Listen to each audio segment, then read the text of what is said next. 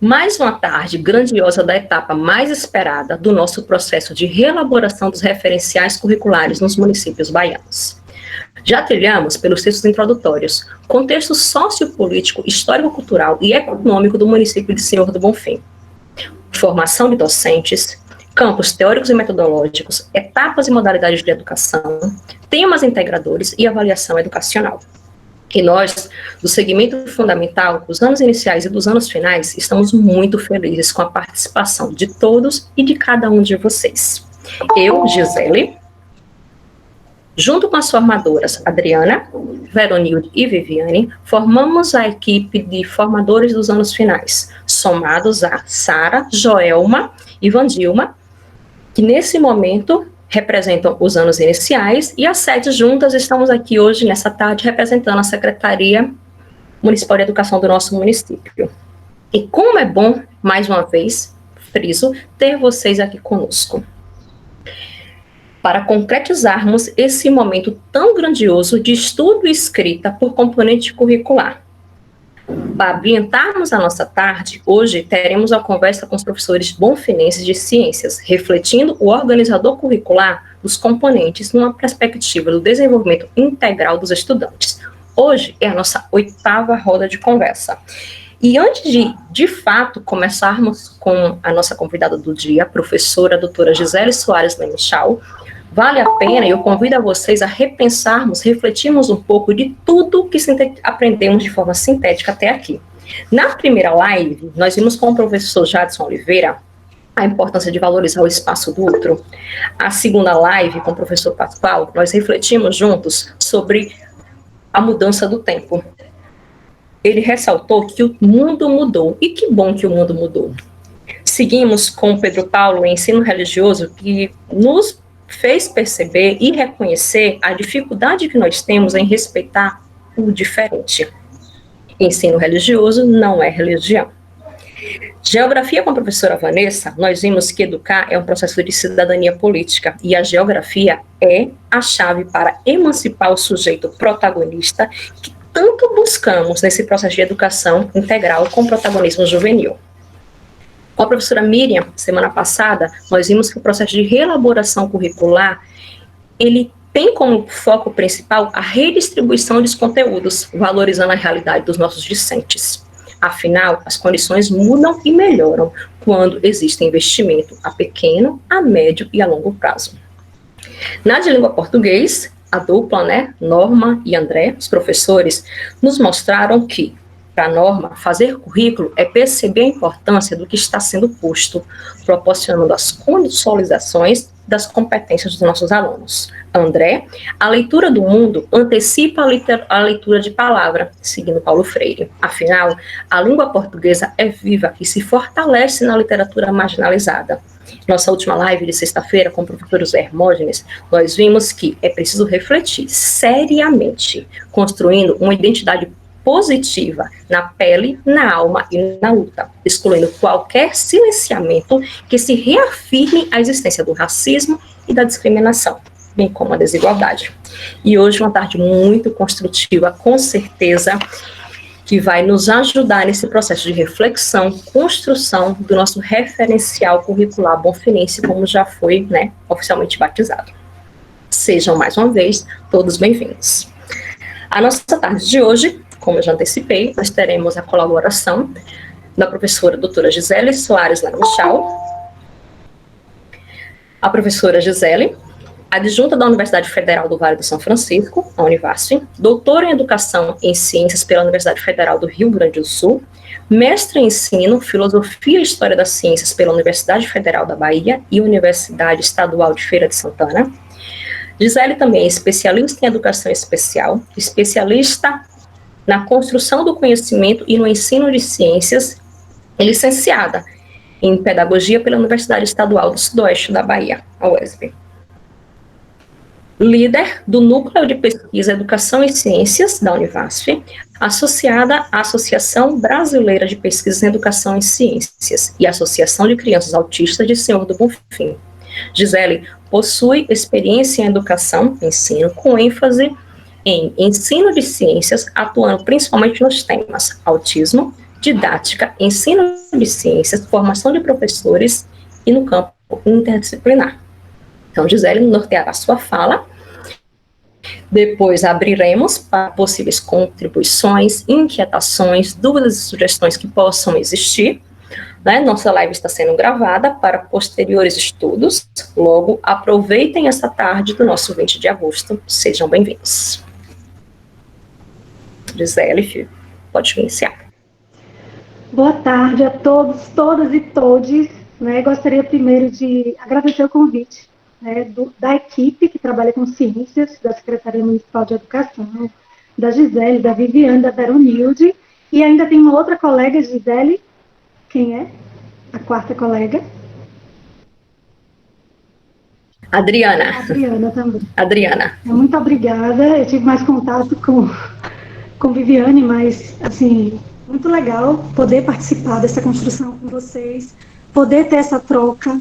Eu sinto, assim como muitos de vocês, falta desse contato, né, dessa socialização. A gente, nesse momento de isolamento, a gente acaba se focando em outras coisas, né, que perpassam por escrita, por leituras, orientações de estudantes, tudo online, e a gente acaba sentindo falta desse calor humano, que a gente não pode sentir o calor agora, né, mas pelo menos a presença dá para sentir. A gente vai discutir um pouquinho, se a Veronilde puder abrir os slides, né, e apresentar. Eu fiz uma pequena apresentação só para a gente observar alguns pontos básicos sobre a organização curricular de ciências, né, proposta pela BNCC, nessa perspectiva de desenvolvimento integral dos estudantes. E, a partir disso, a gente realizar um diálogo, né, de maneira que eu possa responder algumas coisas, que vocês possam me responder algumas coisas também, que a gente possa levantar algumas hipóteses e propor algumas estratégias de trabalho, né? Que é isso que a gente quer. A apresentação já está na tela.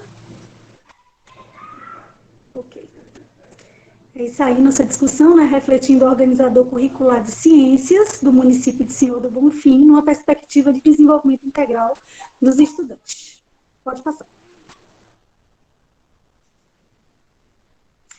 Eu passo da primeira pergunta, de forma bem genérica.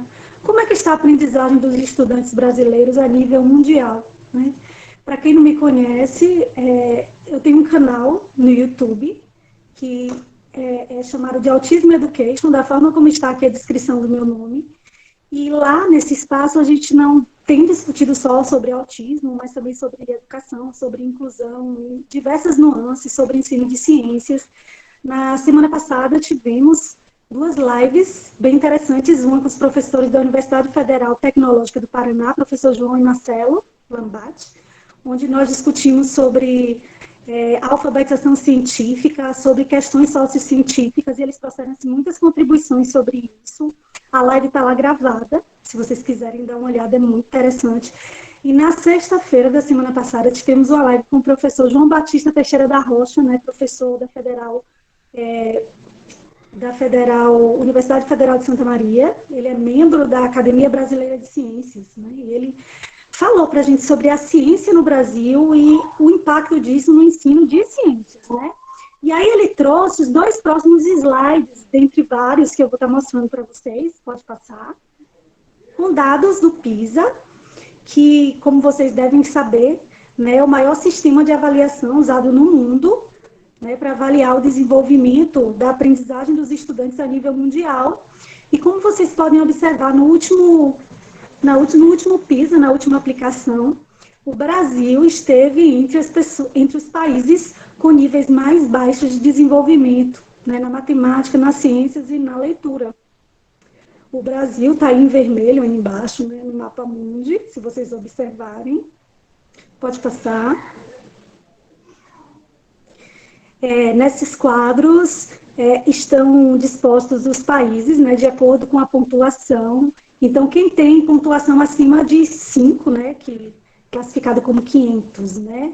Aí tem China, Singapura, Macau, Hong Kong, o Japão, Coreia do Sul, Canadá, não é? A gente nem está vendo aqui os Estados Unidos no meio desses países, né? Acima de 500.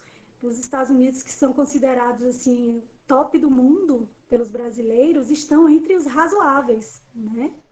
Estão em outro grupo de países, aqui entre 450 e 500 pontos. Aí a gente tem a Austrália, aí a gente tem os Estados Unidos, França, Portugal, né, Áustria.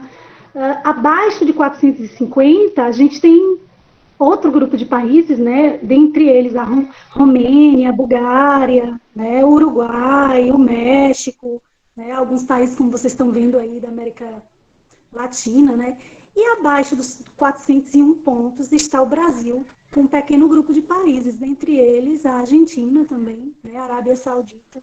Então, veja que nós, de acordo com a avaliação do PISA, né, que não valoriza só a memorização, mas também o raciocínio lógico, a associação, a observação de padrões dentro do ensino de ciências, interpretação, né, compreensão dentro da leitura, né, o raciocínio na matemática, nós estamos entre os piores, né, no último grupo. Pode passar.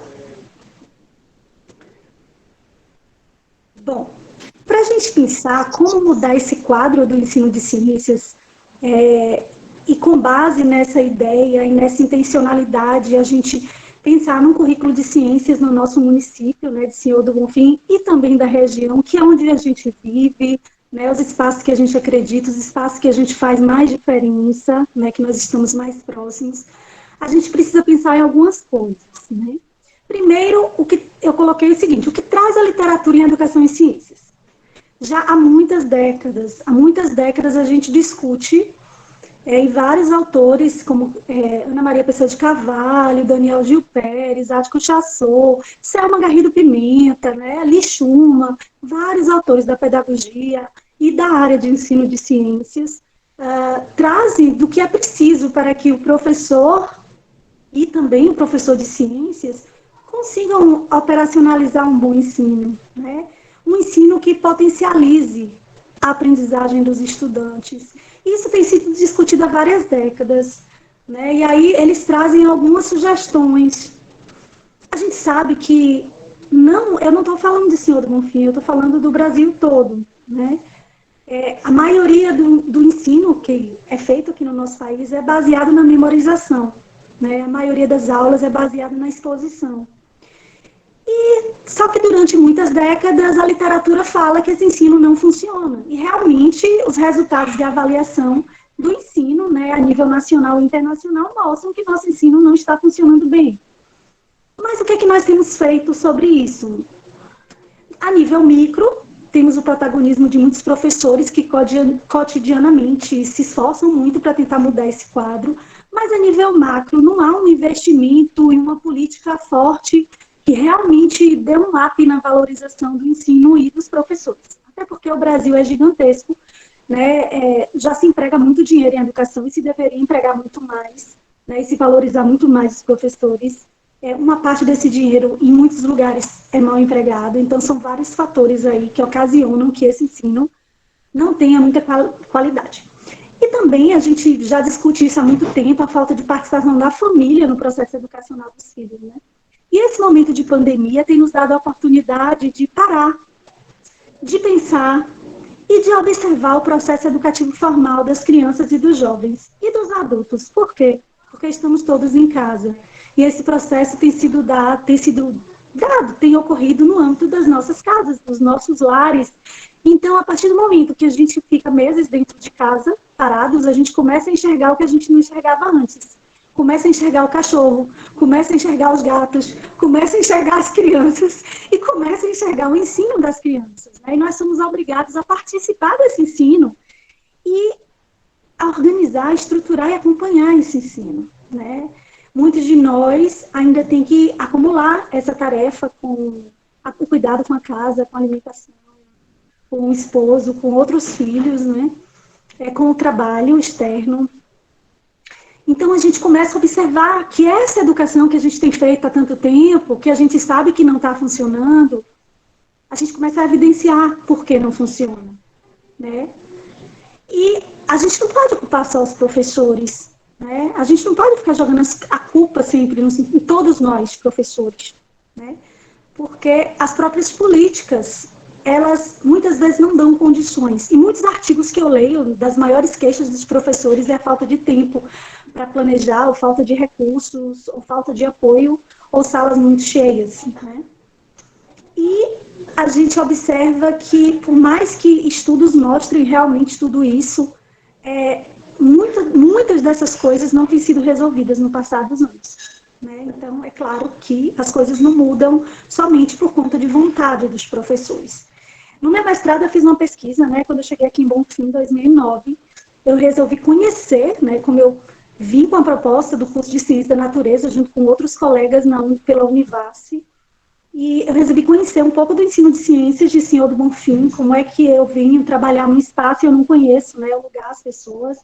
E aí, na minha dissertação de mestrado, eu estudei sobre a história da disciplina Escolar Ciências dentro de Bonfim, e fui conhecer professores antigos daqui do município, entrevistar esses professores, saber como era realizado esse ensino, né, quais foram as mudanças que passaram aqui em Senhor do Bonfim, e fiz um marco desde a década de 40, final da década de 40, até metade da década de 70.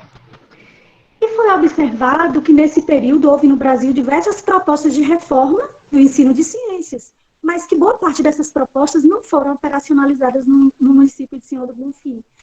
Boa parte delas foi operacionalizada numa escola particular que eu estudei, que eu pesquisei, né, uma escola grande, e só que na escola pública, outra escola que eu investiguei, só era operacionalizada por uma professora, né? A gente observa o quanto o protagonismo dos professores é essencial no processo de mudança da educação, né? Os professores são fundamentais. Sem os professores e os estudantes não existe educação. Não adianta dizer que um computador ele vai dar conta, porque ele não dá. Se apenas gerir informação fosse suficiente para as pessoas aprenderem, a internet seria suficiente para os estudantes aprenderem. E isso não acontece, né? O processo de aquisição do conhecimento é um processo de construção, e ele requer estratégias, ele requer planejamento, ele requer reflexão sobre o ensino, sobre a aprendizagem dos estudantes, requer muitas coisas, né? Então, o sujeito, o professor, é fundamental para fazer isso, né? Não dá para ter ensino sem professor. Então, gente... Gisele, rapidinho. Gisele? Seu áudio está cortando um pouquinho, talvez seja o fone. Vou tirar. Desculpa lhe atrapalhar, mas ele está cortando muito. Então, se possível, acho que melhoraria um pouco. Viu? Desculpe. Não, que ótimo que você avisou. Eu acho que agora fica melhor, né? Deve ter sido o fone mesmo. E a gente acaba se mexendo e aí, né, piora a microfonia. Então, o que a gente pode fazer nesse momento de pandemia, né? Dentro desse canal, Autism Education, eu comecei a realizar ações de um projeto chamado Café com Ideias, que é um momento de reflexão com especialistas, com professores e com pais que estão com crianças com deficiência em casa, né? E para a gente refletir sobre o que a gente pode fazer sobre a educação no Brasil e como a gente poderia melhorar essa educação para o pós-pandemia, né?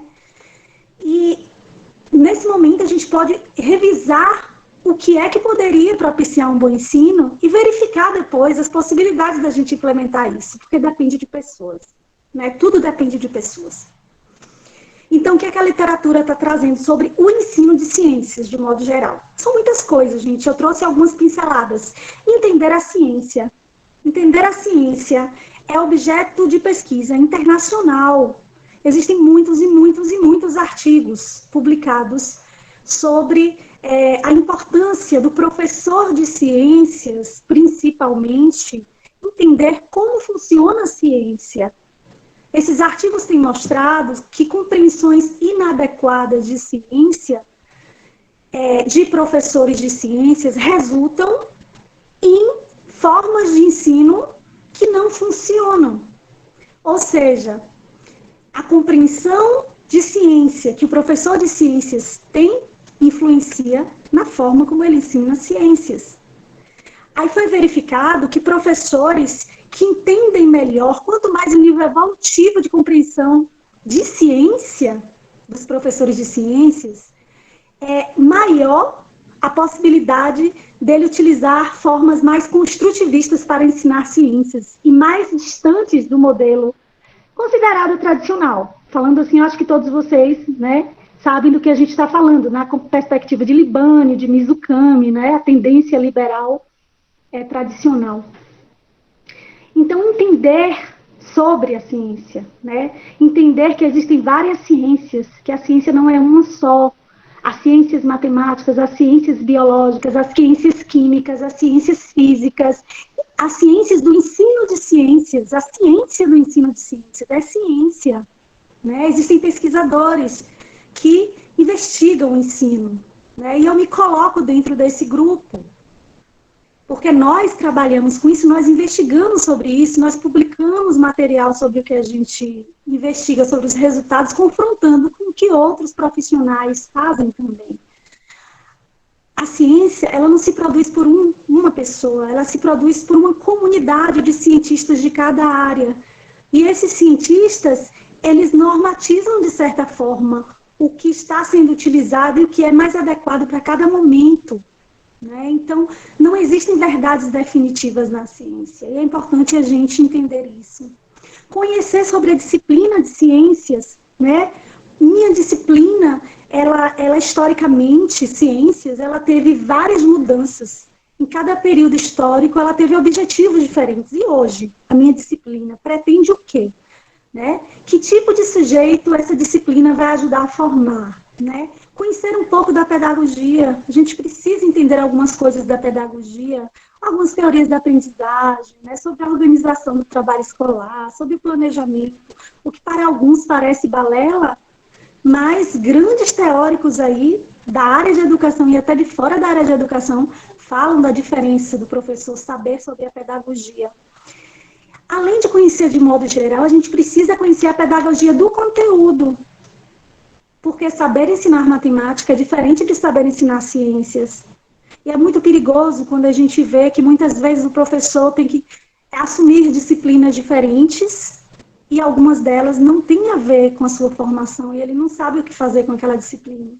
Porque cada área, cada disciplina tem uma linguagem específica, tem parte de problemas, perguntas específicos, tem metodologias que lhes são próprias, né? Os conteúdos têm possibilidades de trabalho diferenciadas. Refletir o ensino, seu próprio ensino, e as aprendizagens, porque os estudantes não aprendem igual. Existem estilos de aprendizagem diferentes. No canal tem até um vídeo de um professor da Universidade Federal do Pampa falando sobre os diferentes estilos de aprendizagem e os diferentes estilos de ensinagem. A gente precisa entender como os nossos estudantes aprendem para a gente ensinar de uma forma que eles consigam construir o conhecimento, porque são eles que constroem. A gente não passa para eles é que constroem. Né? E também, gente, replanejar. Replanejar sempre. Se não está funcionando, se a minha avaliação resultou em notas ruins, alguma coisa deve estar errada. E provavelmente não é com o estudante, é com o ensino. A gente não precisa personalizar e dizer, está comigo o problema. Não está comigo. Mas tem algum problema entre a falta de diálogo no trajeto ensino-aprendizagem, que é mútuo, né, que não está funcionando. Então, eu preciso ver o que é, levantar a hipótese do que seja e replanejar. Pode passar.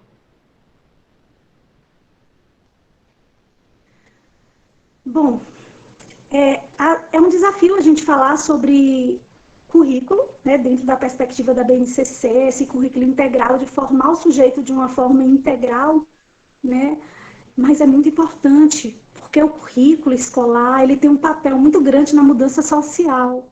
Por mais que muitos teóricos da pedagogia falem que existem projetos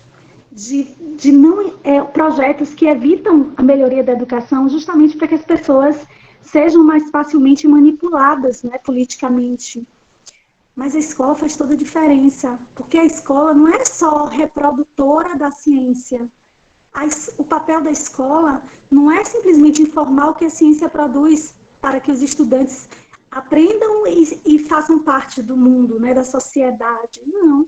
A escola também produz conhecimentos. O conhecimento que é produzido na ciência, ele é ressignificado na escola, ele é transformado.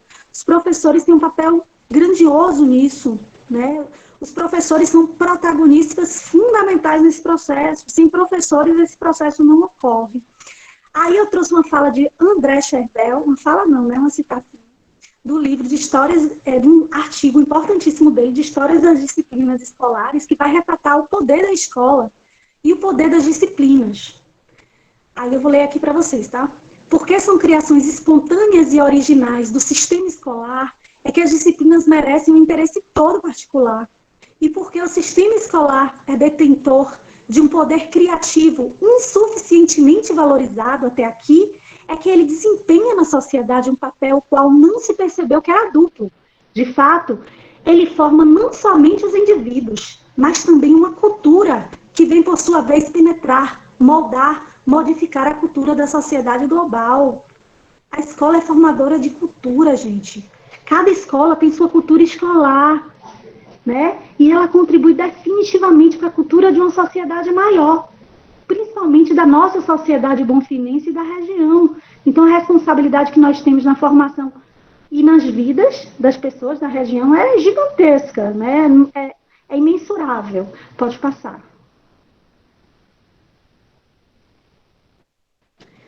Bom, se a escola tem tanto poder, né? Como exercer esse poder atualmente? Principalmente na área de ensino de ciências. Aí eu trago uma citação do professor Ático Chassot, ela é bem recente, do livro dele, de 2018. Vou colocar aqui na minha tela, ó, para quem é útil o ensino. Eu recomendei pela internet esse livro, é muito legal, né, professor Ático Chassot. Ele é da educação química, mas ele também fala de forma geral do ensino de ciências. Ele fala o seguinte, né? Não defendemos que professoras e professores sejam empacotados à tecnologia. Olha como essa fala está adequada ao momento, né? Da gente ter que fazer ensino remoto. Não devemos espiar esse mundo novo que está aí. É preciso adentrar nele, nesse mundo novo. Devemos ensinar menos. Aí vocês perguntam, ensinar menos, professor? Se educar é fazer transformações, não é com transmissão de informações que vamos fazer isso. Quando ele fala devemos ensinar menos, não é para a gente parar de ensinar, mas para a gente parar com aquela ideia de que a gente acha que a gente transmite o conhecimento para o estudante. Ele não absorve coisa nenhuma, a gente não transmite coisa nenhuma. A gente precisa elaborar estratégias de ensino que promovam a aprendizagem. Então, eu não posso dizer que eu ensino há 30 anos, se há 30 anos meus estudantes têm nota muito baixa na minha disciplina. Não é porque eu estou falando na minha aula que eu estou garantindo a aprendizagem. Grande parte da aquisição do conhecimento da construção, do conhecimento dos estudantes, é visual. Então, só falando, eu não vou atingir esses estudantes. Né? E com as novas teorias, novas não, tão velhas, né? Como a ideia das inteligências múltiplas, né? De Howard Gardner, por exemplo, existem inteligências diferentes. Então, os sujeitos na sala são diferentes, têm estilos de aprendizagem diferentes e vão construir o conhecimento de formas diferentes. Aí nos dão turmas com 40, 50 pessoas e a gente tem que fazer esse milagre acontecer, né? Mas nós somos fundamentais nisso. E eles também têm que ser, porque quando o indivíduo não quer, ele não aprende, né? Não adianta a gente bater naquela rocha se aquela rocha não quiser, né, se abrir para o conhecimento, digamos assim, né? A cabeça dura, uma analogia, viu, gente? Pode passar.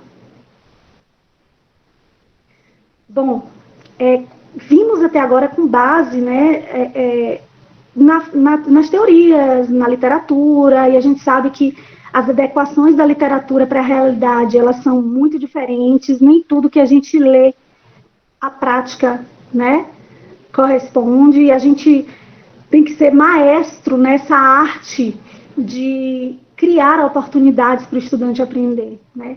E o que traz a BNCC para construir e para ajudar nessa arte que nós temos de ajudar o aluno a aprender, né?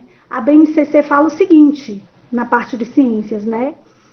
Que nós da área de ciências, né, precisamos ajudar, né, e precisamos propiciar o acesso à diversidade de conhecimentos científicos produzidos ao longo da história, bem como a aproximação gradativa aos principais processos, práticas e procedimentos da investigação científica.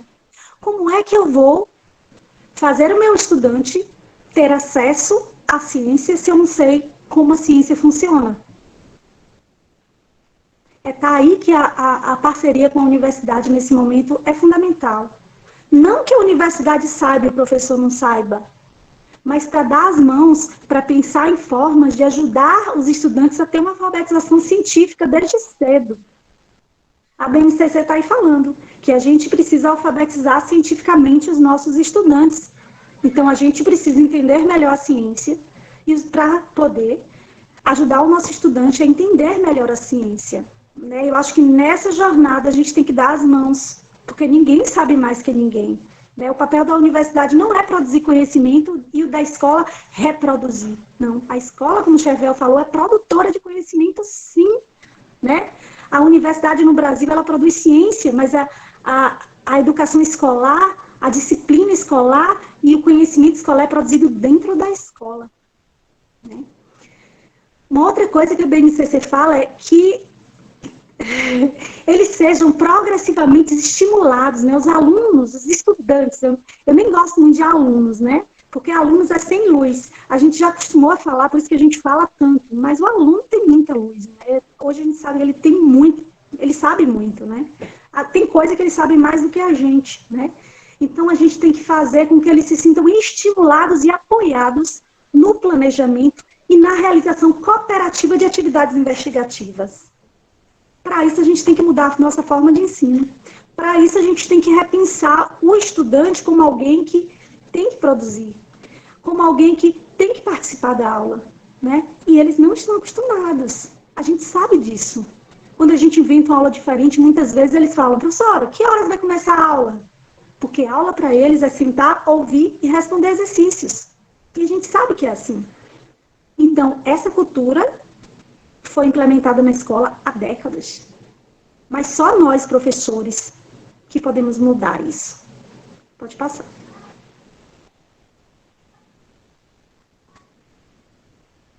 Aí, a BNCC fala várias competências, A professora Silene fez até uma palestra, e aqui, em Bonfim, e ela falou de todas essas competências, Eu trouxe duas para a gente ver como a gente precisa repensar o ensino, para a gente conseguir atingir isso, senão a gente não vai conseguir, gente. Com o ensino que a gente tem, a gente não vai conseguir. A gente precisa repensar, Então, a BNCC fala assim: precisamos compreender as ciências da natureza como empreendimento humano e o conhecimento científico como provisório, cultural e histórico. Olha, a ideia de que a ciência, o conhecimento científico é provisório, é uma ideia da filosofia das ciências. Será que a gente sabe disso? A gente vê que há mudanças nos livros. Por que há mudanças nos livros? Porque há mudança no conhecimento científico. Porque em cada época a gente produz o conhecimento de acordo com as ferramentas que a gente tem, com a tecnologia que a gente dispõe, com as técnicas que a gente tem, com o acesso que a gente tem e com cientistas que estão dispostos a pesquisar. E muito desse conhecimento é modificado e muitos conhecimentos novos são gerados. Um conhecimento não é melhor que o outro, E muitas vezes um complementa o outro. Reinventar a roda não é algo que anda acontecendo há muito tempo. Uma outra competência que a BNCC fala, o estudante ele precisa analisar. Menino, analisar. Nós sabemos que nós, professores, para fazer uma análise de um livro, de uma coisa, a gente gasta muito neurônio, Então, o estudante tem que saber analisar, compreender. Então, não é só entender alguma coisa, é compreender. Compreender é mais do que entender. É entender no diálogo, é entender discutindo de forma que aquilo se torne tão claro e tão trabalhável para o indivíduo que está lidando com aquele conhecimento, que se torna fácil, que se torna utilizável em outras situações, em outros contextos. E explicar características, fenômenos e processos relativos ao mundo natural. Será que os nossos estudantes entendem por que o liquidificador liga? Será que eles entendem qual processo de transformação de energia ocorre na hora que a gente aperta o botão do liquidificador para fazer um suco? Isso é física. Isso é física básica. Se eles não estão sabendo, a gente tem que correr atrás disso, porque eles têm que saber. Porque senão, a disciplina, o conteúdo escolar não vai ter significado nenhum. Para que eu quero saber essas fórmulas, professor? Isso é muito chato. E a gente sabe que o nosso currículo escolar é muito conteudista. São muitos e muitos livros e muito conteúdo. Não dá tempo de trabalhar tudo todo ano. Não dá tempo de esmiuçar tudo. Então, a gente vai ter que selecionar o que é mais importante para que os estudantes compreendam os fenômenos que estão no próprio cotidiano e ao redor. Eu ligo, eu acendo a lâmpada. O que é isso, acender uma lâmpada? Né? Eu observo o desabrochar de uma flor. O que é que ocorre naquele processo? Por que está ocorrendo aquilo? Né? Quando as crianças são pequenas, elas são muito curiosas e questionadoras. Somos nós, os adultos, que podamos essas crianças. É quando a gente fala, cala a boca, menino, e me deixa que eu estou assistindo minha novela. Menino, vai para lá que eu estou ocupada. Né? Quer dizer que somos os culpados? Também. Mas nós também somos frutos do sistema educacional, do sistema familiar, da história. Somos frutos de tudo isso. Né? Então, a gente não tem que procurar culpados. A gente tem que procurar formas de solucionar os problemas. Né? As culpas a gente deixa para quem tiver a fim de se problematizar. Né? Olha outra coisa que o BNCC fala, né? Que os estudantes têm que exercitar, a curiosidade. Vocês veem os estudantes exercitando a curiosidade? Tem que fazer perguntas. Eles têm que falar, eles têm que questionar, buscar respostas. Eles pensam, a gente está formando estudantes que pensam, a gente está dando oportunidades para que o estudante na sala de aula pense, pergunte. A gente leva propostas, perguntas e coisas interessantes para que eles tenham curiosidade e criar soluções. A gente não precisa dar todas as soluções não, porque a gente não sabe tudo. Pode passar.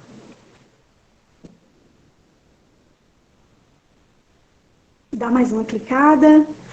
Como a disciplina Ciências pode contribuir com a formação integral dos estudantes, né? É isso mesmo? Eu já passei por aí, né? Ah, não. Ah, tá. Certo. Tá ótimo, obrigada. Como é que a nossa disciplina Ciências, ela pode estar ajudando a formar esse estudante como um ser integral, como um ser completo e multidimensional? Primeiro, a gente tem que entender o que é o ser integral. Pela palavra, né? Ser integral é o todo. E nós, como seres integrais, nós não somos somente seres biológicos. Nós somos seres psíquicos, temos emoções. Nós somos seres psicológicos, né? Cognitivos, refletimos, pensamos. Né? Mas, ao mesmo tempo, nós precisamos também trabalhar nossa espiritualidade. E quando eu falo espiritualidade, eu não falo só de religião. Existem pessoas que buscam a espiritualidade por meio da religião e outras não. Mas procurar algo maior do que a materialidade. Então, ser integral, como é trabalhar de uma forma integral com o indivíduo? É perceber que a educação não vai formar um indivíduo somente para memorizar, mas para entender o mundo, para se entender dentro desse mundo como parte da natureza, para respeitar seu próprio corpo, para observar as suas diferenças e valorizar suas próprias diferenças, porque a partir do momento que eu me valorizo, eu valorizo o outro. E aí respeitar a diversidade, respeitar o outro. Veja que é um processo muito maior do que conhecer só a parte biológica, ou só os cálculos matemáticos, ou só as fórmulas físicas e químicas. Né? E aí a disciplina Ciências, eu coloquei um pedacinho, um iniciozinho de cada competência, né, de várias competências que tem lá na BNCC para Ciências. Olha como essas competências são complexas e como a gente precisa repensar nosso ensino para conseguir atingir isso. Avaliar aplicações e implicações políticas, socioambientais e culturais da ciência e tecnologia. Será que nós, professores, sabemos fazer isso? nós conseguimos avaliar as aplicações da ciência, nós conseguimos avaliar as implicações políticas, porque nós precisamos disso para conseguir fazer essas discussões com eles. Explicar, eles precisam aprender a explicar características de fenômenos e processos. Os fenômenos, gente, estão ao redor da gente o tempo todo, dentro de nossa casa. Então, se a gente não consegue nem perceber os fenômenos simples que estão ao nosso redor, então a gente não está, essa educação não está funcionando. Se a gente não entende o que está na nossa frente, né? Compreender conceitos fundamentais, básicos. Eu acho que isso, conhecer conceitos básicos a gente tem feito, mas compreender de uma maneira bastante significativa, né? Agir pessoal e coletivamente, com respeito, autonomia, responsabilidade, flexibilidade, resiliência e determinação. Os estudantes, eles têm essas habilidades todas. Eu acho que respeito é uma coisa que o professor sofre na sala de aula, né? Será que depois dessa pandemia, com a família observando o processo educativo do seu filho, será que a família vai mudar o seu papel na educação escolar? Será que vai passar a respeitar e valorizar mais? Porque na família que os pais não respeitam o professor, dificilmente o filho vai respeitar o professor. Somos fruto do meio que a gente vive, né? A gente precisa dessa parceria. Sozinhos a gente não dá conta, né? Esses estudantes estão sendo autônomos, eles aprenderam a se virar sozinhos? Ou eles são reprodutores? Ou eles aprenderam só a copiar? Eles são responsáveis? Eles se sentem responsáveis pelo mundo que a gente vive? Eles são flexíveis? Eles aceitam mudanças dentro das perspectivas do ensino, negociações, né? Olha como é complexa essa proposta da BNCC. A BNCC propõe que o estudante tem que dominar processos, práticas e procedimentos da investigação científica. A BNCC quer que estudantes sejam cientistas? Não, gente. O papel da escola não é formar pequenos cientistas. Na metade do século passado, metade do século XX, se difundia que a escola tinha que formar pequenos cientistas, que era um período que o mundo estava lutando por poderio na ciência e na tecnologia. Então, se investiu muito no ensino de ciências nas escolas, achando que a escola poderia formar cientistas. Só que o papel da escola não é esse, né? Mas o que é que a gente tem que fazer com os nossos estudantes? Ajudar na alfabetização científica, que é ajudar que eles compreendam, com que eles compreendam sobre como a ciência funciona e que eles desenvolvam os conhecimentos e habilidades do fazer ciência, né? Então, eles podem entender o processo, realizar exercícios. Quem sabe, futuramente, ele queira ser um cientista. Mas não é esse o papel da escola. É incentivar e mostrar como a ciência funciona. E também o último está ali, né? Conhecer, apreciar, cuidar de si, do seu corpo, bem-estar, né? Compreendendo-se na diversidade humana, que é uma coisa muito importante, né? Lidar com a questão emocional, com o autorrespeito, com o autocuidado, né? Muitas vezes falta amor dentro de casa. Muitas vezes falta carinho no âmbito da família. E quando a gente não tem um pouquinho disso na escola, o estudante ele se rebela, principalmente se ele é adolescente, que está com os hormônios da flor da pele, que começou a pensar em tudo aquilo que ele achava que era verdade, que as pessoas diziam para ele quando criança, e ele começa a descobrir que nem tudo aquilo é verdade, né? Geralmente nessa fase, 16 anos, 17 anos, os estudantes começam a ficar mais rebeldes, né? O que a gente chama de rebeldes começa a questionar o mundo, começa a questionar as verdades que foram pregadas até então, né? Então a gente precisa, de uma certa maneira, aprender a lidar com essas questões, ainda mais no momento em que a gente vê altas taxas de suicídio, altas taxas de depressão, de incidência de depressão entre os jovens, né? De ansiedade, entre outras doenças mentais, né? E isso acomete até crianças, então a gente precisa trabalhar também com essas questões. Pode passar, Veranilde? Você fala assim, Gisele, mas eu não sou psicóloga, né? Não, mas equipe escolar é para estar de braços dados, né? Pode passar, querida. Bom, eu só coloquei ali, eu acho que vocês já devem ter dado uma olhada, né, na BNCC, lá no organizador curricular, e ter visto que eles dividem nessas 3 áreas, né, matéria e energia, vida, evolução, terra e universo, e aí para cada ano do ensino fundamental, eles falam de cada uma dessas áreas, né, e falam de que habilidades e que conhecimentos têm que ser trabalhados nessas áreas. Aí eu coloquei aí algumas coisas que eu percebi dentro para os anos finais do ensino fundamental que eu achei bem interessantes, né? Por exemplo, de matéria e energia, a questão de explorar os fenômenos do sistema produtivo, impacto na qualidade ambiental. E a gente tem que discutir isso, né, sobre meio ambiente, sustentabilidade, quando a gente não tem saneamento básico. A gente tem que discutir isso quando é alto índice de mosquito e de doenças no nosso município, acometidas por mosquitos, como chikungunya, como dengue, né?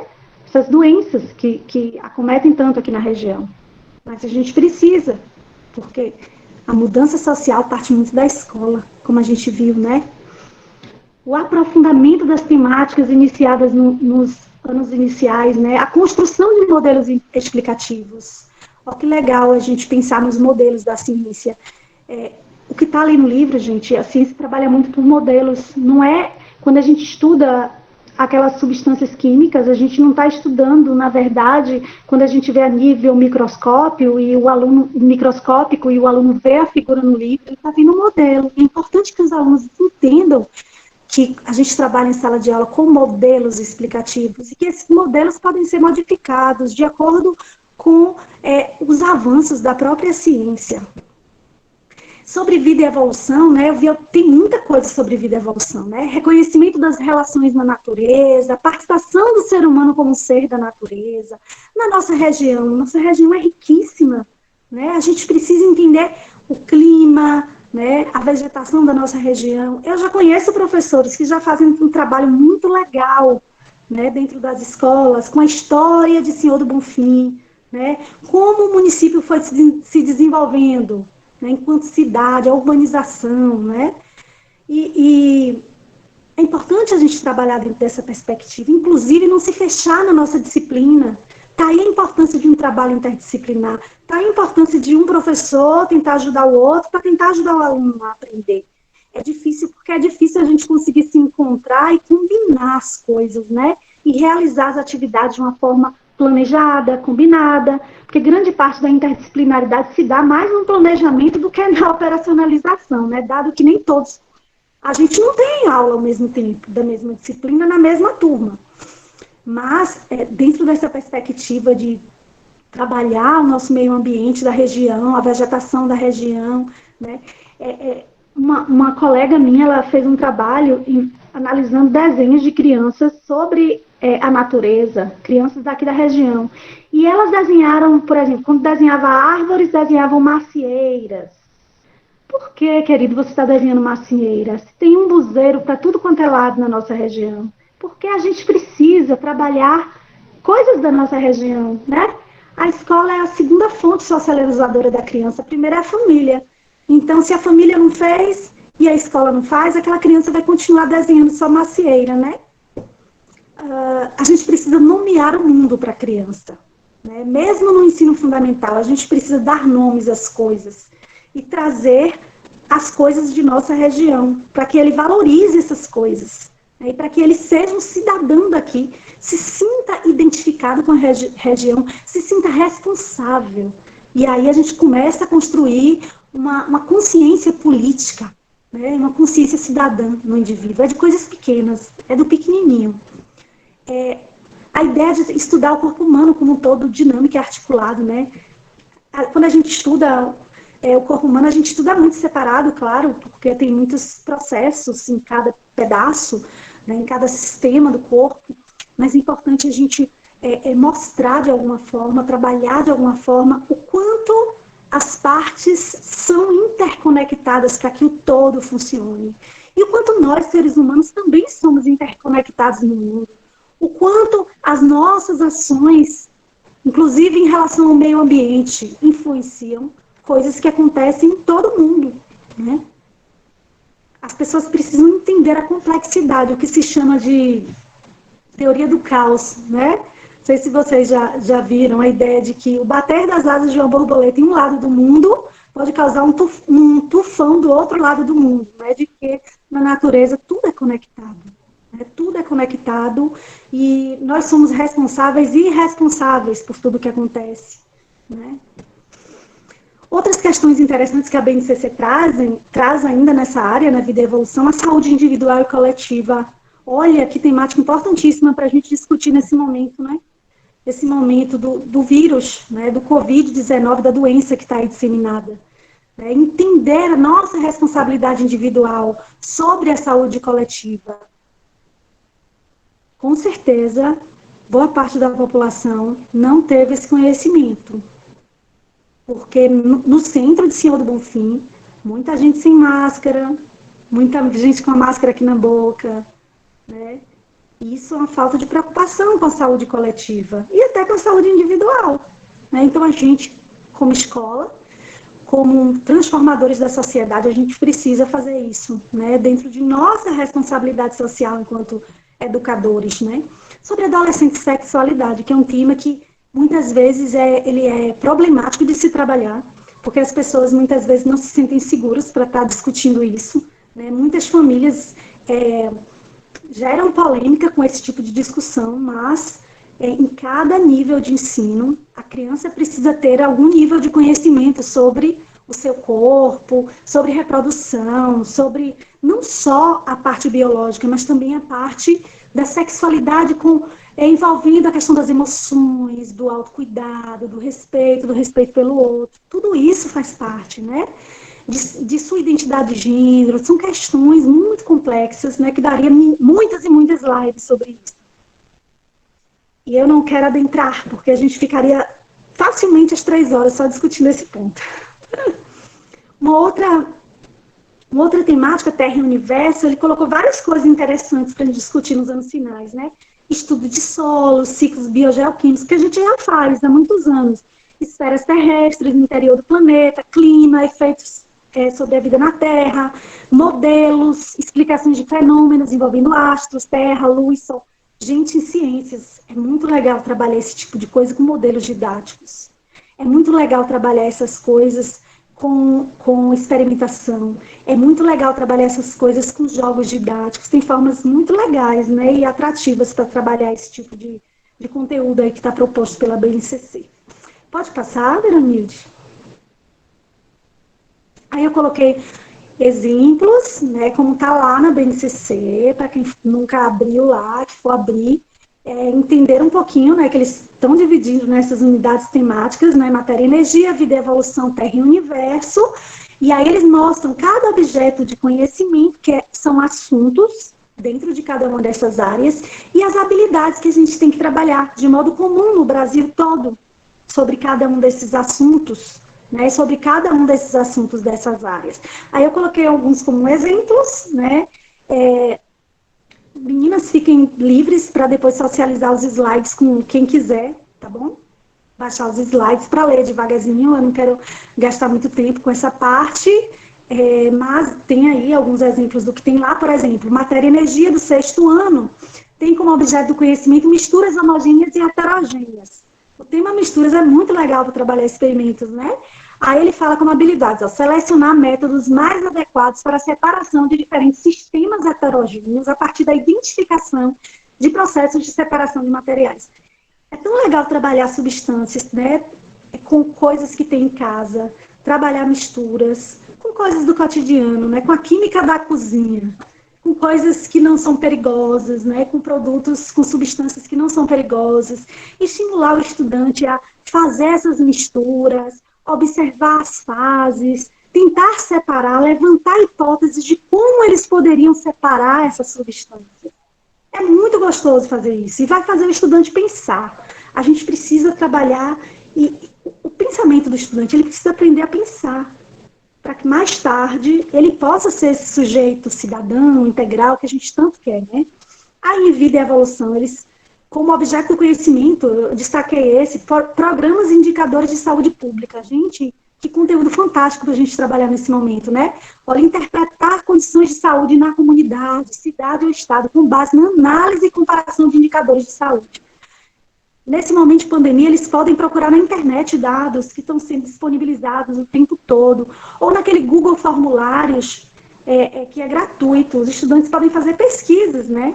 Com familiares, com amigos, trabalhos e organizar esses dados, e o professor de matemática ajudar aí a esses estudantes saberem organizar em tabelas e montar gráficos, né, e entender relações, né, entre os dados. É muito interessante, dá para trabalhar muita coisa. E esse exemplo de Terra e Universo aí, por exemplo, o conteúdo que eu coloquei do 9º ano, Sistema Sol, Terra e Lua, ele fala uma coisa que a gente já faz há muito tempo, né? Que o aluno, uma habilidade é representar os movimentos de rotação, translação da Terra. Isso são coisas que a gente já trabalha há muito tempo, mas que tal a gente trabalhar de uma forma mais concreta, né? Com modelos didáticos, com materiais simples, com materiais baratos que a gente tem em casa, e usar a imaginação para pensar nessas representações e discutir nas representações desses sistemas o que é que, com a realidade, está concernente, o que é que bate com a realidade e quais são as limitações do nosso modelo. Porque a gente precisa aprender a trabalhar com o que não dá certo, com as limitações, com o erro, né? A gente tem tanto medo de errar, a gente tem tanto medo de não dar certo. Na universidade mesmo, tem muitas colegas que procuram muita perfeição nas coisas que fazem e se preocupam muito e não dá certo. E se não der certo? A gente tem que parar de achar que somos detentores do conhecimento. Nem nós, professores formadores da universidade, nem os professores da escola são detentores do conhecimento. Não somos perfeitos. Não vamos conseguir fazer tudo de forma perfeita. Não vamos conseguir atender a tudo. Não vamos. Mas o que a gente pode fazer? A gente pode fazer o melhor e se desenvolver enquanto seres humanos para a gente dar o nosso melhor, né? Inclusive para a gente mesmo, porque a gente precisa cuidar da gente, né, gente? Pode passar, querida. E a última questão que eu destaquei, tá, gente, para finalizar, é a avaliação da aprendizagem. Então, quando a gente fala em trabalhar com modelos didáticos, com experimentação, colocar o aluno para pensar, colocar o aluno para elaborar problemas, para pensar em hipóteses de resolver problemas, a gente não pode pensar só em avaliar por testes e provas, principalmente se a gente fizer um trabalho interdisciplinar com outros professores. A gente não consegue avaliar somente assim. E aí está o momento da gente pensar em formas de avaliar esse estudante por meio de outras questões, né?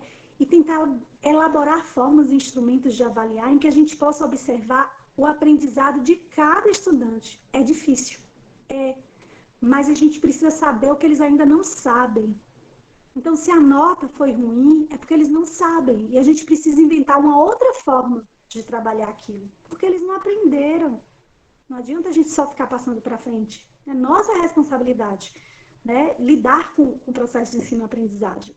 Então, nesse ponto, a avaliação, essa avaliação formativa que a gente tanto fala, ela não é um instrumento de ver quem está bom e quem está bem e quem está mal naquele conteúdo, mas como instrumento da gente ver se aquele estudante aprendeu e aquele outro não aprendeu. E replanejar nosso ensino para que todos aprendam, né? Claro que cada um vai aprender de uma forma diferente, num tempo diferente.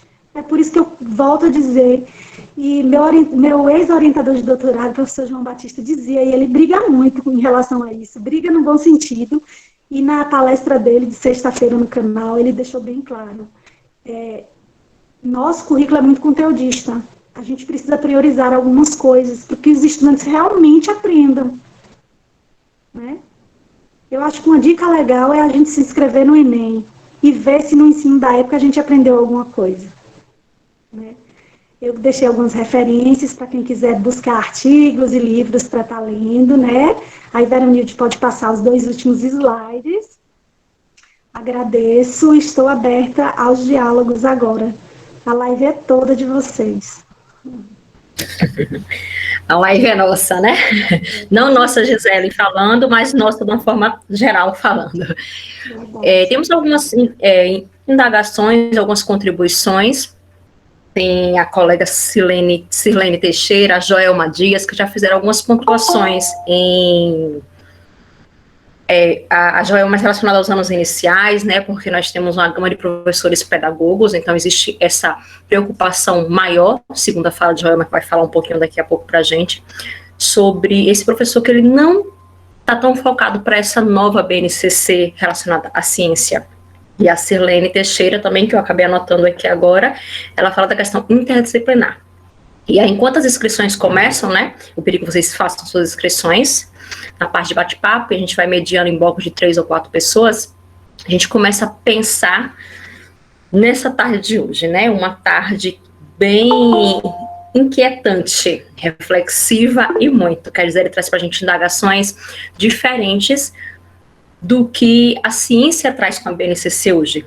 Essa mudança, o porquê disso, o porquê de buscar trabalhar de uma forma diferente, tantos conhecimentos na ciência, e aí ela traz com esse conhecimento, né, que ele se completa. Não existem seres dotados de sabedoria plena, mas professores, alunos, que ela precisa até para a gente ponderar com a palavra alunos, né, no sentido real da palavra, com esses conhecimentos, provisório, cultural, histórico. E que se é provisório, nada é fechado. Algo, porque a cultura muda e a história muda. E a ciência, a educação, de forma geral, a educação básica, ela vem mudando com o avanço da história. E até quando a BNCC ela foi traçada, e o próprio documento referencial da Bahia, nós não imaginávamos que teríamos uma pandemia. Então, até o que era novo, será que é tão novo assim? E a Gisele, ela nos aguça, nos alfineta quando ela nos perguntou assim: qual é a nossa responsabilidade social? Estamos preparados para os alunos que pretendemos formar? Esse discente integral que a gente escreve, que a gente almeja, que a gente planeja na educação integral, nós queremos mesmo um aluno questionador, curioso e analista? De fato, nós queremos esse aluno? E mais ainda, ela mesma nos dá um norte com elas. Por que não? Por que não querer esse aluno, já que a gente parte de uma premissa que nós estamos para aprender de forma coletiva, de forma junta, já que não somos donos da sabedoria. Então, essa curiosidade, essa análise, que é complexa para mim como professora, também é complexa para o meu aluno, mas que junto nós podemos, sim, trilhar um caminho do conhecimento, não do aluno científico, mas de um aluno que, de certa forma, ele pesquisa e ele entende, porque ele faz parte de um contexto social inserido e nos pegou de surpresa. E aí, ela tem outra fase dela que eu achei bem legal também, estou vendo algumas inscrições já, a gente vai começar a organizar. Semana passada, quer dizer, a gente fica meio perdido com o tempo, né, mas nós vimos um videozinho que estava circulando na internet de Celso Antunes, que ele ponderava exatamente isso, o vídeo Inteligências de Competências e Habilidades, menos é mais. Nesse momento, menos é mais. Então, o que de fato nós esperamos no nosso documento curricular referencial bonfinense, o quanto para a gente, como professor do século XX, muitas vezes com a educação ainda daquilo que nós aprendemos, entranhados, sabermos separar esses objetos do conhecimento.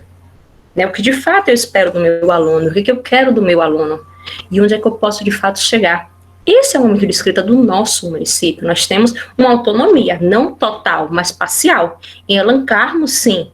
A gente tem um tabu maior que é o nosso livro didático, a gente não pode mudar muita coisa do que a BNCC traz, mas a gente pode mudar algumas coisas, sim. Esse é o nosso momento de escrita. É o momento que a gente, de fato, a gente deve dar cara da nossa educação municipal para aquilo que a gente almeja como correto. E almejamos isso como professores experientes, professores pesquisadores, que buscam realmente uma educação melhor nessa educação integral que o nosso município caminha, certo? Então, só é um caminhar mesmo. E aí, algo bem interessante é o papel da escola, que a Elisele pontua para a gente, quando ela diz que o papel da escola não é reproduzir conhecimento científico, mas é informar, produzindo e ressignificando e formando cultura, porque como qualquer outro componente curricular, ciências também está envolto no mundo que nós estamos inseridos. A história muda, em consequência a literatura muda, a matemática muda, a geografia muda, a gente ouviu a palestrante falar isso, o censo nunca é o mesmo do ano para o outro. Por que a ciência vai ficar estática? Então, nós temos sim que mudar com os pés no chão, mas é a hora da mudança que o Pascoal também priorizou esses dias com a gente, né?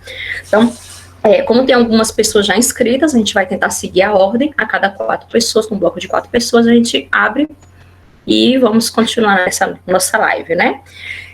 Das pessoas que tinham feito suas contribuições durante a fala da Gisele, alguém, pelo que eu estou aqui, só estou com o professor José Nilson, né? A Sirlene, a Joelma tinham colocado algumas contribuições, também algumas perguntas. Eu acho que a gente poderia começar com elas. Eu acho que a primeira a questionar algo sobre os anos iniciais foi a professora Joelma. Meninas, tem alguma coisa antes? Joelma, pode ser você? Vamos seguir a ordem? Joelma, Sirlene e depois o professor José Nilson. Ok? Eu vou desligar o meu microfone, vocês vão ligando de vocês e a gente segue essa ordem. Joelma, Sirlene e José Nilson. À vontade. Oi. Boa tarde. Alô? Estamos lhe ouvindo sim, Joelma.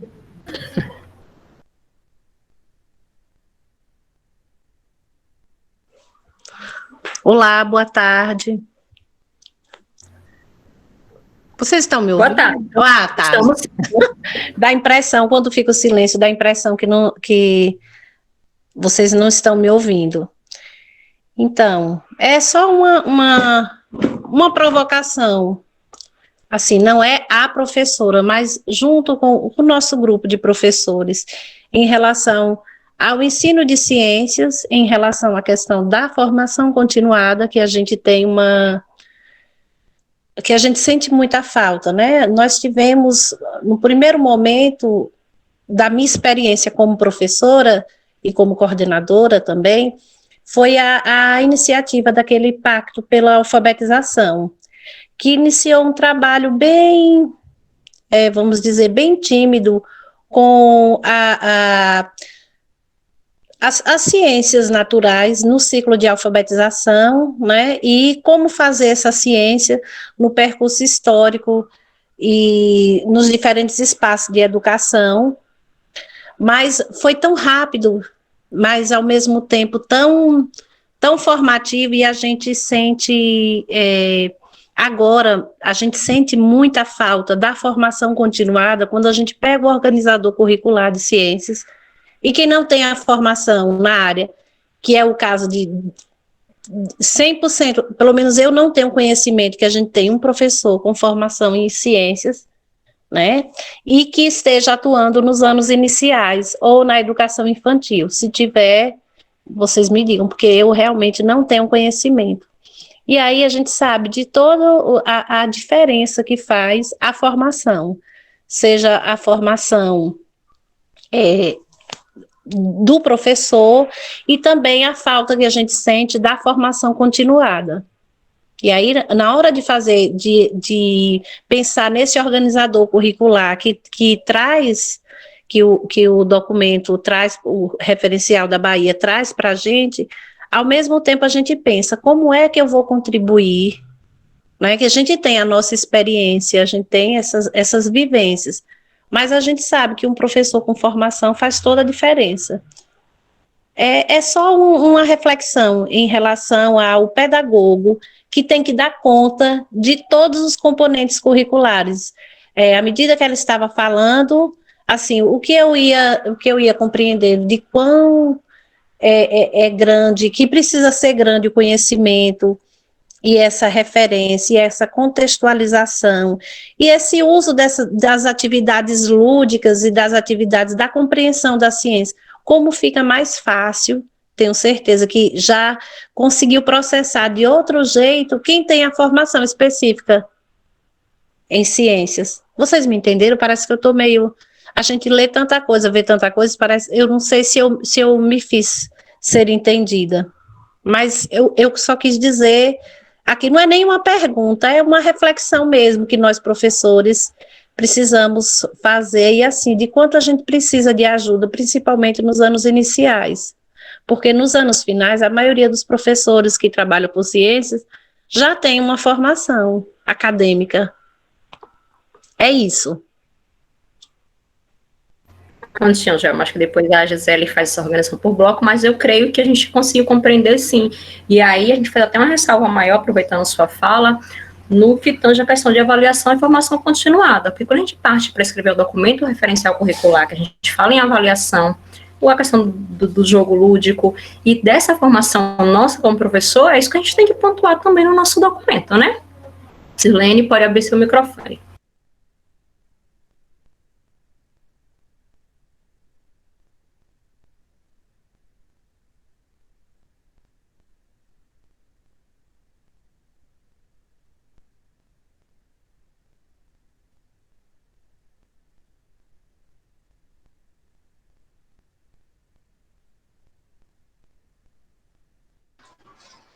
Boa tarde.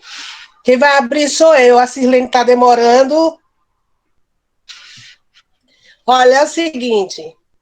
Gostei muito da fala da Gisele, porque eu entendi e eu acho que ela defende mesmo essa questão da alfabetização científica. Né? Eu também venho um tempo inteiro, né? Até mesmo quando eu trabalhava na Secretaria de Educação, eu sempre buscava isso. Nós deveríamos alfabetizar as nossas crianças através da alfabetização científica.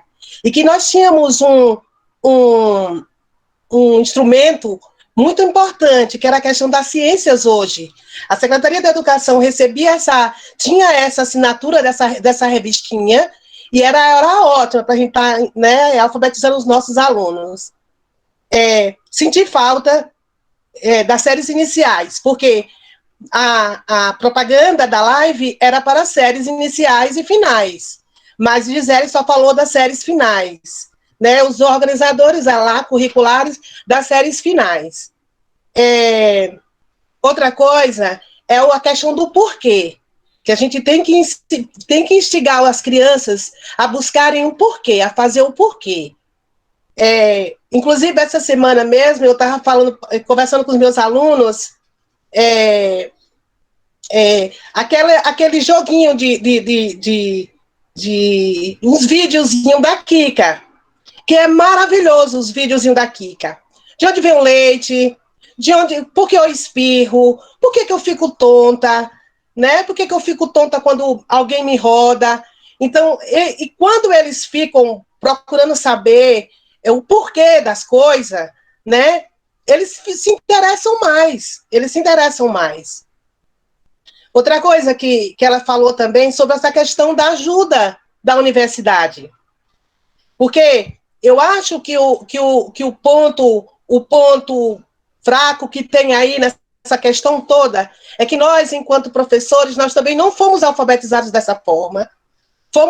A formação da gente foi uma formação assim, muito de decorar, de questionário, essas coisas.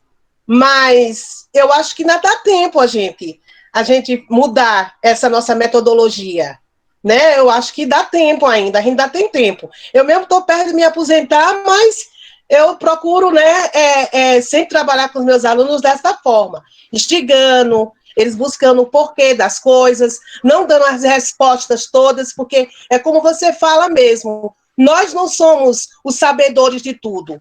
Quanto mais o tempo vai passando, mais a gente vai aprendendo as coisas. Tá? Eu só queria dizer, gostei muito da sua fala, já lhe conheço há muito tempo só por conversas, né? Porque uns 2 anos atrás eu tive um aluno autista na minha sala, e aí foi assim, a Suzênia fala muito bem de você, entendeu? Então, hoje eu matei a minha curiosidade de te conhecer, nem que seja assim por vídeo. Gostei da sua fala, viu? Legal. Pronto. Posso responder, Gi? A professora Sirlene, ela abriu o áudio dela. Você não acha melhor ela falar? Boa tarde a todas e a todos. Minha formação é ciências, mas no momento eu estou dando aula de matemática no colégio no Olga. Então, para mim, foi um desafio. Eu me formei pela Univasf, a professora Gisele foi minha professora. Tive o prazer de tê-la como professora. Então, assim, Quando surgiu a disciplina matemática, para quem tem formação em ciências da natureza, poderia também dar aula de matemática, que eu já digo aos meus alunos que eu não sou especialista. Então, muitas vezes, até mesmo no curso, quando surgiam essas disciplinas que eu sempre tive dificuldade, que são as exatas, mas eu acabei descobrindo que, assim, dá para a gente interligar, no meu caso, quando eu estou no 7º ano mesmo, e a gente vai trabalhar razão e proporção, e eu via que muitas vezes, quando eu tinha, assim, algumas dificuldades com matemática, muitas, então, às vezes, eu acabava pegando, assim, textos ou noticiários que falavam sobre questões de ecologia, ou até mesmo o uso dos transportes. Por exemplo, se você sai de Bonfim para o Cariacá, eu falava para os meninos, você tem que analisar o movimento do motor, que tem grandezas ali, porque às vezes é difícil você entender o que são grandezas, então muitas vezes os conteúdos, os livros, eles falam de grandezas, aí a gente fala assim, vamos usar uma grandeza, aí os meninos ficam pensando, mas o que é uma grandeza? Mas a gente entende, aí vamos trabalhar sobre tempo, vamos trabalhar sobre uma força, né, a força colocada, o motor, tem a questão do tempo, tem a questão das medidas de comprimento, então às vezes a gente tem que saber trabalhar também, fazer essa leitura, e quando eu vejo que eu tenho muita dificuldade também, eu lanço mão de outras disciplinas. Então, muitas vezes eu dei o exemplo até uma vez de uma aranha coloca um ovo pequeno, aí já é uma parte de biologia, mas quando aquele ovo eclode, são milhões de filhotes. Então, às vezes a gente tem assim, são grandezas diretamente proporcionais ou são inversamente proporcionais. Então, se a gente estuda uma disciplina, eu como professora de ciências, dando matemática, eu acho muitas dificuldades, como essa colega disse, que a formação para uma pedagoga que vai dar aula de ciências. E eu já estive também em séries multisseriadas na zona rural, que eu me vi também sem nenhum conhecimento pedagógico, eu precisei recorrer a minhas colegas. Então, essa questão da gente saber pontuar e orientar o ensino. Então, não é que eu seja, assim, ótima professora, não é isso, mas a sala de aula e o aluno, ele traz questionamentos, situações que ele me orientam. Então, tinha alunos que eu via muito que eles gostavam de falar sobre questão de moto. Então, eu disse, então, vou trabalhar isso já no 9º ano. Também tem uma sala, 2 turmas do 9º ano.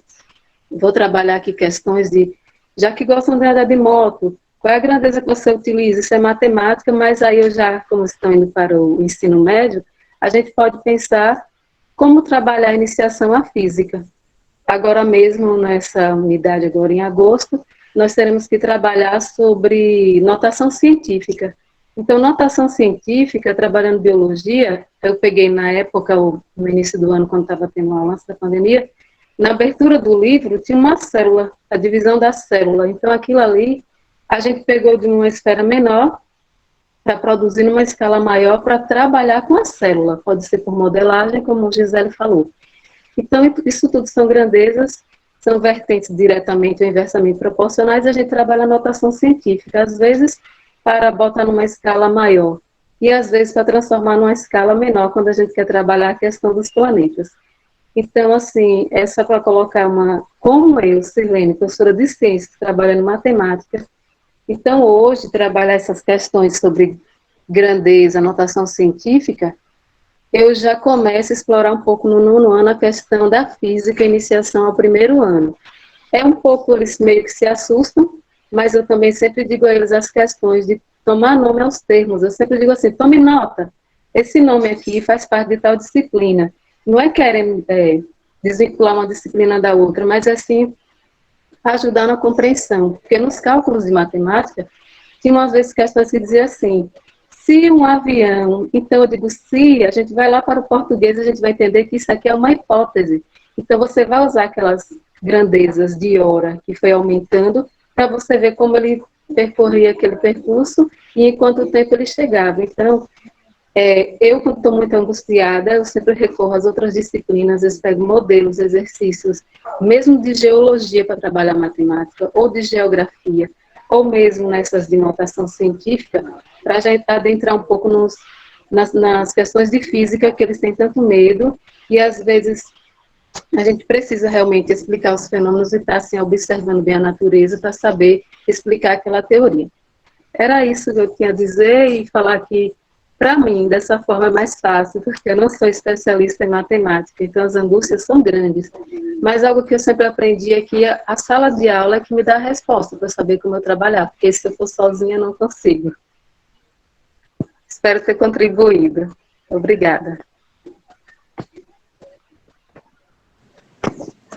Foram 3 pessoas, tem mais 2 inscritos, mas fica à vontade com as suas contribuições, depois tem 2 inscrições já, mas fica à vontade. Eu já até esqueci o comentário da primeira professora. Então, eu vou partir das 2 últimas, depois volto para a primeira, porque eu já esqueci mesmo, né? A professora Firmina, ela me deixou super empolgada, né? Quando ela falou que esse desejo de trabalhar a alfabetização científica, tudo parte do professor. Parte do professor, não tem jeito. É o professor que dá o tom da turma, o tom da escola, o tom da mudança na cultura da escola, o tom da mudança na cultura social mesmo, da sociedade que a gente se insere. Realmente, eu preparei a palestra para os anos finais, porque eu entendi que eu tinha que ministrar a palestra falando dos anos finais. Viu, Gisele? Eu achei que fosse só para os anos finais. Mas eu já trabalhei em cursos de pedagogia, quando eu era professora da Universidade de Feira de Santana, lá no município de Feira de Santana, e eu trabalhava com curso de pedagogia, trabalhei com formação, disciplinas de formação de metodologia do ensino das ciências, e para a Sirlene saber, eu trabalhei também com o pessoal do ensino da matemática, e é bem diferente mesmo, Sirlene. O ensino da matemática exige um pensamento diferenciado para desenvolver as práticas pedagógicas. Como você não tem uma formação específica, você precisa buscar cursos na internet, leituras, pedir ajuda para o pessoal até da UNEB, do ensino de matemática, professora Alaide, né? Tem algumas professoras, Elizabeth, que são bem colaboradoras, assim, bem legais para, sabe, dar uma mão nesse sentido, de te passar algumas leituras, né, que é importante você fazer isso. Porque enquanto que o pensamento da matemática parte muito mais da dedução, do ensino de ciências naturais parte muito da indução, né, do menor para o maior. E aí realmente Mas você consegue, eu tenho certeza. E você pode fazer esse trabalho interdisciplinar, eu sei que você tem super capacidade de fazer isso. E aí, voltando para o que a professora Firmina estava falando, trabalhar o ensino de ciências nas séries iniciais, nos anos iniciais, é muito mais fácil e muito mais legal do que trabalhar nos anos finais. Porque nos anos iniciais, geralmente a professora é a professora da maioria das disciplinas, então ela pode fazer trabalhos que envolvam várias disciplinas, e os estudantes nessas idades, né, dos anos iniciais, eles são mais abertos, eles são mais curiosos, geralmente eles são mais amorosos, são muito enérgicos, então você pode explorar bastante atividades práticas, eles gostam, né? Eles gostam de criar, né? Eu acho muito mais fácil trabalhar com os anos iniciais do que com os anos finais. Realmente, os cursos de pedagogia, como o curso de pedagogia é fantástico, né? Os cursos de pedagogia, porque eles dão uma dimensão da educação que nenhum outro curso dá, uma dimensão geral, de entender o funcionamento da educação, entender várias disciplinas diferenciadas da área de educação. Cursos de pedagogia dão um suporte fantástico para o indivíduo ser o profissional da educação, né? Mas realmente, como tem que explorar tantas coisas, inclusive discussões mais novas, né, da área de educação, não dá tempo de explorar especificamente cada área. Então, você acaba aprendendo só um pouquinho de metodologia do ensino de ciências. Então, realmente, o que você pode fazer é participar de cursos de formação continuada mesmo. O pessoal da pedagogia que estiver interessado em pensar o ensino de ciências de uma forma mais dinâmica, divertida, que alfabetize cientificamente, né, e até tecnologicamente, precisa participar de cursos de formação continuada. A professora Maria Silene, da Unipasc, ela tem um projeto de extensão que propõe ministrar cursos de educação com base na BNCC. Eu até estou no grupo de professores que vão colaborar com ela. E aí, cobrem a professora Silene. Porque, assim, nós da universidade, a gente propõe atividade de pesquisa, ensino e extensão, e a gente tem que dar conta de tudo, inclusive da burocracia, né? E a burocracia é bem cruel, assim, na nossa área. E aí, como eu estou em foco da formação interdisciplinar de licenciandos e autismo e educação, aí eu acabo ficando super sobrecarregada, né? Dos meus 3 projetos de pesquisa em andamento, 2 são da área de autismo e uma de formação de licenciandos, formação interdisciplinar. E nos meus projetos de extensão, tem quantos em andamento? Tem 2 em andamento. São voltados para autismo e educação também, entende? Aí acaba que a gente, por exemplo, um professor não dá conta de suprir a necessidade do município, mas a gente pode estabelecer parcerias, né? Por exemplo, com relação à questão dos autistas, num projeto de extensão eu consegui financiamento, a gente está em algumas escolas e nós vamos ministrar alguns cursos para os professores sobre a educação de autistas. E eu acho que isso já é um avanço, né? A gente conseguiu já visitar as escolas, fazer as parcerias, aí na hora que a gente ia começar o trabalho, chegou a pandemia, né? E atrapalhou tudo. Mas, ao mesmo tempo, deu a oportunidade de a gente pensar o ensino, né? E pensar até o ensino remoto, o uso de tecnologias no ensino. Está dando para a gente fazer várias coisas, né? Apesar de toda uma situação terrível da saúde pública. Eu não sei se eu respondi a pergunta da Firmina e da Sirlene. Mas a gente pode pensar em cursos também para os anos iniciais. Eu topo. Tá bom? E a Joelma não veio nem com uma pergunta, como mesmo ela se definiu, né? Falou com algumas contribuições e com esses pensamentos que a Firmina acabou complementando, a questão dos anos iniciais, né? A Joelma falou exatamente disso, mas aí você respondendo uma, acho que acabou contemplando, quando fala desse leque do professor, dos anos iniciais, em abranger vários componentes curriculares, ele tentar realmente, né? E aí, eu ia falar da Daciana agora, e ela colocou aí uma fala, que até colocar agora para ela, que fica realmente esse convite para que o GEAS, né, a Daciana é a nossa coordenadora do GEA de Ciências, e que fica para esse convite para ela. Está gravado aqui, abraçar a Univasf, que a Univasf nos abraçou, e exatamente trabalhar o ensino da ciência problematizando com curiosidade. Que a BNCC, né, como a Gisele colocou para a gente, ela de fato ela traz uma complexidade, onde o componente curricular de ciências vai possibilitar a compreensão da diversidade humana agindo pessoal e coletivamente. Então, ela até fez uma ressalva aí na foto. Só para complementar, ela Viviane, seu áudio e o microfone, nós não conseguimos entender nada. Não foi, não? Depois você tirou...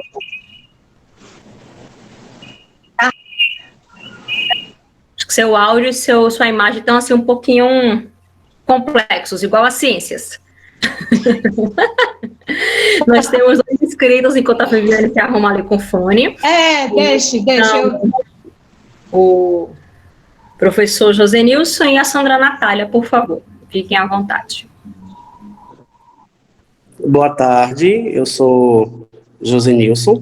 Sou formado em Ciências da Natureza pela Universidade Federal do Vale do São Francisco, né? A professora Gisele não foi minha professora, mas a gente tem aí uns projetinhos que a gente está fazendo, mas nada a ver com a área da ciência, mas dentro da área do autismo, né? Outra coisa. Enfim, eu não vou trazer nenhuma indagação, mas eu vou tentar fazer uma contribuição, porque eu fiz uma pesquisa dentro da área do ensino de ciência, mais voltada para as competências que estão pautadas na BNCC, né, em relação à formação de professores de ciência, né. E aí, no olhar mais profundo dessa minha pesquisa, eu passei a entender e abraçar a causa que os nossos problemas podem ser resolvidos, né, dentro do ensino de ciências, principalmente para as séries iniciais, quando a gente começar a trabalhar afinco, né, o ensino por investigação. Né, acho que dentro das falas da professora Gisele, ela trouxe bem profundamente esse pensamento, essa ideia da gente trabalhar o ensino por investigação. Mas por que a gente trabalhar o ensino por investigação? Principalmente nas séries iniciais. Porque é justamente nesse início aí, né, justamente nessas séries, nessa fase, que o aluno ele está com a curiosidade aguçada, E é a fase dos questionamentos. Ah, mas por que o ensino por investigação? Porque é a partir daquele momento que o professor ele vai induzir, se assim podemos dizer, o seu aluno a pensar, a ser mais curioso, né? A questionar mais, e a gente poder sair do ensino indutivo, né? Onde a gente tem ali um textinho que a gente coloca para os nossos alunos e ali dentro do textinho já tem uma resposta. E a gente vai lá no nosso questionário e faz uma pergunta, por exemplo, vamos falar de corpo humano. Aí a gente dá um textinho para o menino falando quais são as partes do corpo humano e a gente vai lá e faz uma pergunta. Onde é que estão os olhos, o nariz e a boca? Aí está lá no texto. Os olhos, o nariz e a boca estão na face. E aí a gente faz um texto indutivo, uma coisa que é para ser trabalhada no português, possivelmente, na matemática, mas não na ciência, né? Na ciência a gente precisa trabalhar o ensino por investigação, porque o ensino por investigação ele está 100% ligado a todas as competências que estão pautadas na BNCC, né? Eu falo ensino por investigação na disciplina de ciências. Obrigado, gente. Obrigada a você, professor, pelas contribuições. Sandra Natália.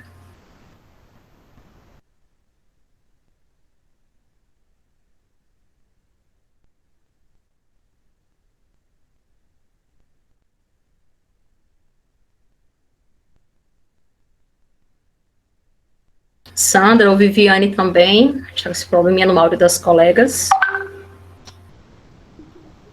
Não, eu só ia complementar. Estão ouvindo agora meu áudio? Viviane. Sim, eu só ia complementar o que Gisele falou de Silene, que Silene, ela está, inclusive, participando do GEA de ciências. Aí ela está fazendo algumas contribuições, né, para o GEA de ciências.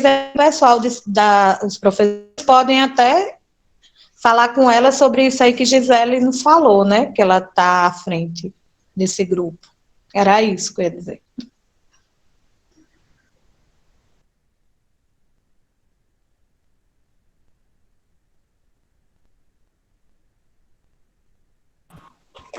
Eu acho que a Natália está com probleminha no áudio. É a mesma Natália? Boa tarde, Gisele. E boa tarde, colegas, né? Diante dessa contribuição aí, essas contribuições aí dos colegas e da nossa palestrante, me fez recordar, né, quando o colega aí, José Nilson, falou aí da investigação, me fez lembrar quando eu estudava, né, que nós fazíamos aquela experiência do grão do feijão, né? A gente já ficava na expectativa para a gente fazer aquele processo do grãozinho do feijão. Acho que alguns colegas também lembraram aí desse momento. Mas a minha contribuição é sobre, realmente eu sou pedagoga e estou com ciências, né? Não sou específica na área. Isso me traz uma grande preocupação no momento de preparar as aulas, mas tem uma colega aqui também que é específica na área e sempre me ajuda nas minhas dúvidas no momento de AC. Mas, assim, sobre essa questão da gente dar uma aula, né, diferenciada, investigativa, aí me recordei, né, do que eu fiz o ano passado, com a questão no 6º ano das misturas homogêneas e heterogêneas. Até porque eu também tenho uma aluna, né, especial, e a gente precisa também ter esse olhar, né, voltado para essa clientela que a gente tem na sala de aula. Então, eu fiz uma experiência muito boa com eles sobre as misturas homogêneas e heterogêneas e foi muito maravilhoso, né? Eu pude conter, eles eram uma turma enorme do 6º ano e eu pude perceber, assim, a curiosidade, né? Eles se participaram mesmo da aula, então foi muito boa a participação dos alunos, né? Você conter quase 30 alunos ali em silêncio, observando, olhando as misturas, mostrando a substância, aqui ficou homogênea, aqui ficou heterogênea, o porquê, né? E eles foram dando exemplo também, a gente foi falando aí, como a palestrante falou, sobre o nosso dia a dia, das misturas que nós fazemos na nossa casa, e eles foram trazendo também para o momento da aula, né? Então, foi muito riquíssima essa questão. Agora, realmente, é a vida do nosso professor, que muitas vezes a gente tem a capacidade, como eu vejo aí a preocupação da Joelma, que eu também já tive nas séries iniciais, agora que eu estou nas séries finais, né? Mas também a gente vê que o professor das séries iniciais, como a própria palestrante falou, é um professor único para todas as disciplinas, e muitas vezes até quer dar uma contribuição maior, né? Mas às vezes o tempo, a situação da gente, que muitos trabalham 40, outros 60, é muito difícil, né, para nós professores. A situação de cada um é atípico. Então, a gente, mais o pouco que a gente vai colaborando, eu tive também a oportunidade de receber uma estagiária da Univasf o ano passado, que ficou com as 2 turmas do 7º, e que ela fez um trabalho excelente mesmo, assim, trazendo essas experiências, trazendo algo novo para os nossos alunos, onde eles também puderam ficar atentos, participaram, né, da questão científica. Então, é muito gratificante. Então, eu espero que, como ela já colocou aí, né, a nossa palestrante à disposição, que a gente possa continuar tendo essa parceria com a Univasf, até para nos ajudar, né? Eu falo por mim, por ser pedagoga, não ser específica na área de ciências, mas que preciso muito da ajuda, né? Toda ajuda será bem-vinda, especialmente aí para a gente formular aí nesse nosso currículo, né? Que venha nos ajudar. É só essa contribuição aí minha. Boa tarde. Boa tarde. Obrigada, Sandra. Para a gente fechar o bloco com 3 professores, nós temos Glória Rodrigues inscrita. Por favor, Glória. Boa tarde a todos e a todas. Sou professora de AE, na sala de recursos de Lages e da Escola Municipal de Passagem Velha. De antemão, gostaria de parabenizar todos os professores da área de ciências, que eu tenho muita relação em relação às disciplinas com eles. Sempre que eles estão a colocar um conteúdo, eles estão sempre à frente de estar buscando esse apoio, de como estar trabalhando com os alunos público-alvo da educação especial e os demais também, porque tanto nós como os alunos temos dificuldades em relação a esses experimentos e como colocar. Dizer que essa alfabetização científica, ela deve sim acontecer, e incluam nós, professores de atendimento também, porque nós realizamos adaptações de atividades de todas as disciplinas, e a gente precisa estar com esse braço forte junto aos professores. E para isso a gente também precisamos estar fortalecidos e com esse conhecimento também. Parabenizar a Gisele, né? Que até estou participando, ela me convidou para uma entrevista sobre um aluno que eu faço acompanhamento, que tem autismo, e dizer assim, que na área do campo, a gente tem assim, uma ampla gama de materiais, de experiências. Já na área urbana, a gente possui, eu mesmo quando trabalhei na zona urbana, eu sentia muita dificuldade, porque nem sempre você diz assim, Gisele, às vezes a gente usa coisas que a gente tem em casa, mas muitas vezes não dá tempo nem da gente retornar em casa para pegar material. Às vezes até a gente separa essa sacolinha de material para levar e no corre-corre do tempo não acontece desse material chegar. Dizer que os nossos alunos, eles realmente são curiosos. Todos em geral, eles são muito curiosos. Mas a gente tem que fazer, assim, muito malabarismo, embolou a língua. Usar diversos artifícios, melhor dizendo, para atender essa atenção do aluno.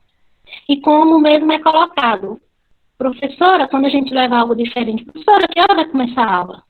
Então, a aula começa desde que o professor entra na sua turma. Se o aluno chega na sala, a aula já começou.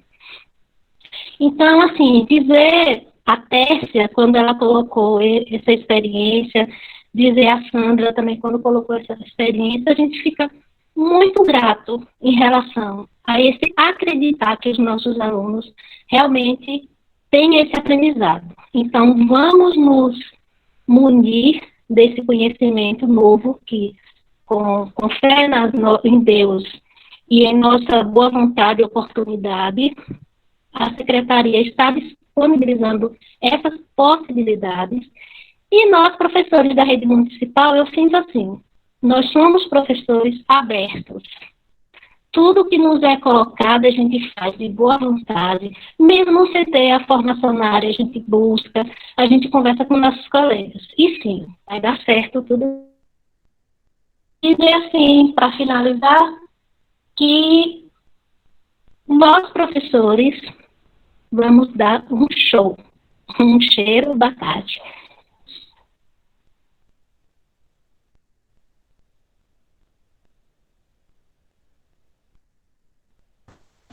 Acho que não temos mais nenhum inscrito não, Gisele. Algumas contribuições, mas nenhuma Obrigada pelas contribuições, né, da Sandra e da Glória. Glória é colaboradora aí de uma pesquisa da gente, né, bem interessante. A gente estuda casos de 10 crianças autistas. A gente busca entender quanto a família, a escola e os especialistas contribuem para o desenvolvimento dessas 10 crianças. E a Sandra é uma das colaboradoras. A Glória. Sandra, eu achei tão interessante quando você contou aí a motivação, né, dos seus estudantes em estar trabalhando com experimento. Mesmo que nem todos eles estejam manipulando o experimento no momento, mesmo que seja mais demonstrativo, mas só em estar olhando algo diferente, em estar trazendo algo novo para a sala, isso já empolga os estudantes, né? Dá um significado para o que eles estão aprendendo, né? Porque as substâncias que você está lá utilizando na sala, eles também têm em casa muitas dessas substâncias. Então, eles começam a perceber que existe finalidade para a aprendizagem daquele conteúdo e, naturalmente, eles se motivam mais. É importante a gente lembrar que, como a nossa formação é muito memorística, né, de todos nós, a gente tem o hábito de sempre reger a aula. A gente esquece do protagonismo do estudante. E é até estranho para a gente quando a gente começa a escrever no plano e a propor aulas em que a gente divida a turma em grupos e que os grupos produzam, e que os grupos façam perguntas, e que os grupos criem modelos didáticos, em que os grupos façam experimentos, em que os grupos deem explicação para os fenômenos que estão acontecendo nos experimentos. No início, eles ficam achando que não é aula, e a gente fica com aquela dúvida, será que eu estou conseguindo dar aula mesmo? Será que eu vou dar conta de orientar esses grupos todos? Mas quando você vê os resultados disso, nossa, são fantásticos.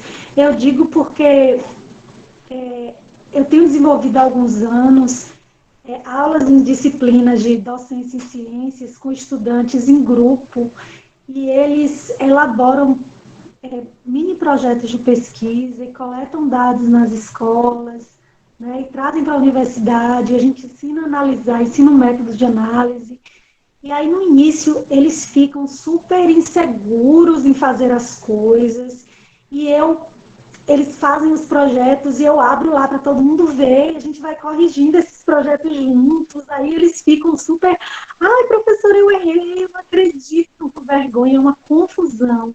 Mas eles começam a perceber que o importante não é se preocupar com o que você errou, mas o importante é a gente aprender junto. O erro é importantíssimo. Eu só vou aprender a partir do momento em que alguém ali errou, e aí aquilo vai ser trabalhado de uma forma diferente. Muitas vezes eu só consigo aprender assim, né, a partir de uma segunda explicação. O erro indica o que precisa ser aprendido, que não foi aprendido ainda. Então, quando esses estudantes saem dessa disciplina, eles saem tão sabidos, eles saem tão felizes pelos resultados que eles conseguem, tão satisfeitos, e aquela zanga do início, aquelas inseguranças, todas são esquecidas, né? Enquanto no final eles têm um ânimo, no início eles têm um ânimo, no final final eles têm um ânimo totalmente diferente. E com os estudantes da escola são assim também, né? No início eles ficam com aquela dúvida, será que isso é uma aula? Será que vai dar certo? Os professores ficam assim, será que vai dar certo? Mas aí no final, quando vem os alunos aprendendo mesmo, explicando as coisas e fazendo experimento, é muito gostoso. É muito gostoso ver os resultados do nosso trabalho. E fico feliz que a Sandra conseguiu ter bons resultados aí com as turmas, né, dos experimentos. A Univasf tem um material chamado Experimentoteca, que foi criado pela Universidade de São Paulo, a gente comprou, tem caixas de madeira e dentro dessas caixas tem propostas de experimentos, tem os materiais para fazer os experimentos e tem os guias dizendo como faz os experimentos. Os professores de Senhor do Bonfim podem pegar emprestado essas caixas. Quem coordena essa experimentoteca atualmente, não sei se está na mão da professora Silene, mas antes era na mão da professora Silene, você assinar, falar que você está fazendo um empréstimo, assim como faria um empréstimo de um livro, e aí você leva, ministra sua aula e devolve. Como os professores têm muita dificuldade, às vezes, em sair da sala de aula, porque tem a vida muito atribulada, quem tem estagiário da Univasf na escola, ou então tem estudante de residência pedagógica, ou estudante de PIBID, pode aproveitar e pedir que eles peguem emprestado essas caixas, né, para realizar esses experimentos. São bem legais, bem interessantes. Eu até já utilizei com meu filho pequenininho, de 5 anos, assim, ele ficou super encantado, aprendeu um monte de coisa. Então, dá para usar com crianças, tanto dos anos iniciais, quanto dos anos finais, né, sendo que você vai trabalhar com objetivos diferentes. Será que eu respondi? E a gente também pode pensar, porque a gente tinha um curso de especialização na Univasf, né, ensino de ciência, mas não durou muito tempo, porque, infelizmente, a universidade tem requerido tanto trabalho burocrático da gente que grande parte da nossa carga horária vai embora. Ainda mais quando a gente tem pesquisa para fazer, tem extensão, né, e aí tem muitos professores que não propõem muitas coisas, aí acaba que os projetos de extensão e de cursos ficam na mão de poucos professores, né? E esses professores acabam se sobrecarregando. E também tem professores que são de outras áreas, e aí não tem interesse em oferecer curso da área de ensino, né? Mas o foco realmente do ensino escolar é a área do ensino de ciências, né? E da pedagogia. Então a gente precisa pensar, né, Gi? Propostas de parceria e de cursos de formação continuada. Com certeza, eu acho que a gente mais almeja, né, porque somos tantos professores e somos tão poucos ao mesmo tempo. Então, essas formações, né, que todos os palestrantes das nossas rodas de conversa vêm frisando. Nós também procuramos agora, temos algumas limitações, né, e eu não sei se, quando você disse, eu não sei se eu respondi, você respondeu as indagações, agora não respondeu esse anseio que nós, professores, estamos vivendo nesse momento, mas o seu objetivo é exatamente esse, né, conduzir uma reflexão e não fechar respostas na nossa tarde de hoje. Acho que respostas, sim, foram fechadas e muito bem fechadas, mas, assim, a gente vai ficar pontuando esse entender a ciência, como você trabalhou tão bem com a gente, né? Eu não estou vendo mais inscrições, mas enquanto alguém pensa aí, eu estou aqui refletindo um pouquinho sobre a sua fala inicial, quando você trouxe a questão do PISA, avaliações externas, né? Ciência já é uma realidade com a prova da SAEB, a gente não sabe se ano que vem teremos avaliação externa, se não teremos, não sabemos nem se teremos ano letivo, mas é algo já que a gente tem que pensar e pontuar muito bem no nosso município, porque o IDEB do nosso município, de fato, é preocupante. E aí, esse gancho com ciências agora, a gente não consegue nem dosar se vai ser algo positivo ou negativo, mas é algo real. Então, temos que trabalhar, principalmente com os alunos hoje, do 8º e do 9º ano. Trabalhar isso de uma forma geral, mas é algo que já não dá para deixar para amanhã. A BNCC é associada, sim, à avaliação externa. Né? E aí você... Eu acredito que com essa pandemia, a gente também está aprendendo a usar esse sistema de conferência, que a gente não tinha hábito de fazer isso, que é muito legal para a gente conseguir trabalhar com mais gente ao mesmo tempo, né, e suplantar essa coisa de tempo e espaço, porque um dos maiores desafios, por exemplo, que eu vejo nas escolas para trabalhar os cursos de formação continuada, é o dia e horário que a gente consiga trabalhar com um determinado grupo de professores, né, porque muitas vezes o professor tem que trabalhar em 2 escolas diferentes, e aí para conseguir acertar um dia, Aí tem que ser um sábado letivo, aí esse professor não vai poder estar com o estudante na sala de aula. Então, por exemplo, o nosso projeto que é trabalhar esses cursos, que a gente vai trabalhar o curso sobre autismo e educação, os professores de 2 escolas já estavam pensando da gente fazer essa atividade, esse curso, num dia de um encontro de planejamento. Mas aí ele deixa de fazer uma coisa para fazer outra, né? E aí a gente tem que encontrar formas junto à secretaria de que esses professores possam participar desses cursos, porque o benefício é gigantesco, né? Para a prática, para o dia a dia, e ainda mais na área de ensino de ciência, gente, que as ciências que a gente via na nossa época é bem diferente do ensino hoje, né? O ensino hoje, o estudante, a gente tem que partir do que o estudante sabe, e o estudante traz a ideia do que ele sabe do conteúdo, e o professor tem que ir ajudando ele a fazer uma mudança no perfil conceitual, ou seja, ele aprender um conhecimento científico e se convencer que aquele conhecimento científico dá melhores respostas do que o conhecimento do senso comum que ele já tem. Isso é muito complexo de fazer. Né? E a gente só consegue fazer isso se a gente colocar o estudante para fazer as coisas, para questionar e para pensar. E nosso estudante não está fazendo isso, ele não está preparado, porque a gente não foi ensinado assim, né? Não ensinaram a gente a fazer isso. E aí agora a gente precisa realmente de apoio para começar a experimentar fazer isso e trazer nossas dúvidas de como fazer, por que não está dando certo. Eu acho tão gostoso trabalhar com estágio 1, porque os estudantes de licenciatura geralmente nunca pisaram na escola e vão para a escola cheios de dúvidas, super angustiados. E aí eles vão trazendo as dificuldades deles para o grupo todo sugerir, né, soluções. E é uma angústia tão grande no início, né? Eles acham que não vão conseguir. Quando chega no final, que apresenta o seminário do que aconteceu na escola, eles saem tão felizes e realizados. Vários disseram assim: professora, eu descobri que eu queria ser professor. Ser professor é maravilhoso. Minha supervisora me inspirou. Nossa, é tão bom ficar ouvindo isso, né? Ver a pessoa aflita.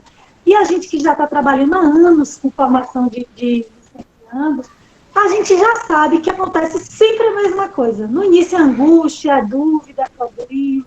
E a gente já sabe, a gente já fica na tranquilidade, a gente já vai ajudando. Daqui a pouco eles já estão, sabe, felizes, motivados. É muito gostoso isso. A gente ouviu esses dias, né, acho que do professor Pascoal, exatamente o efeito reverso dessa época de pandemia.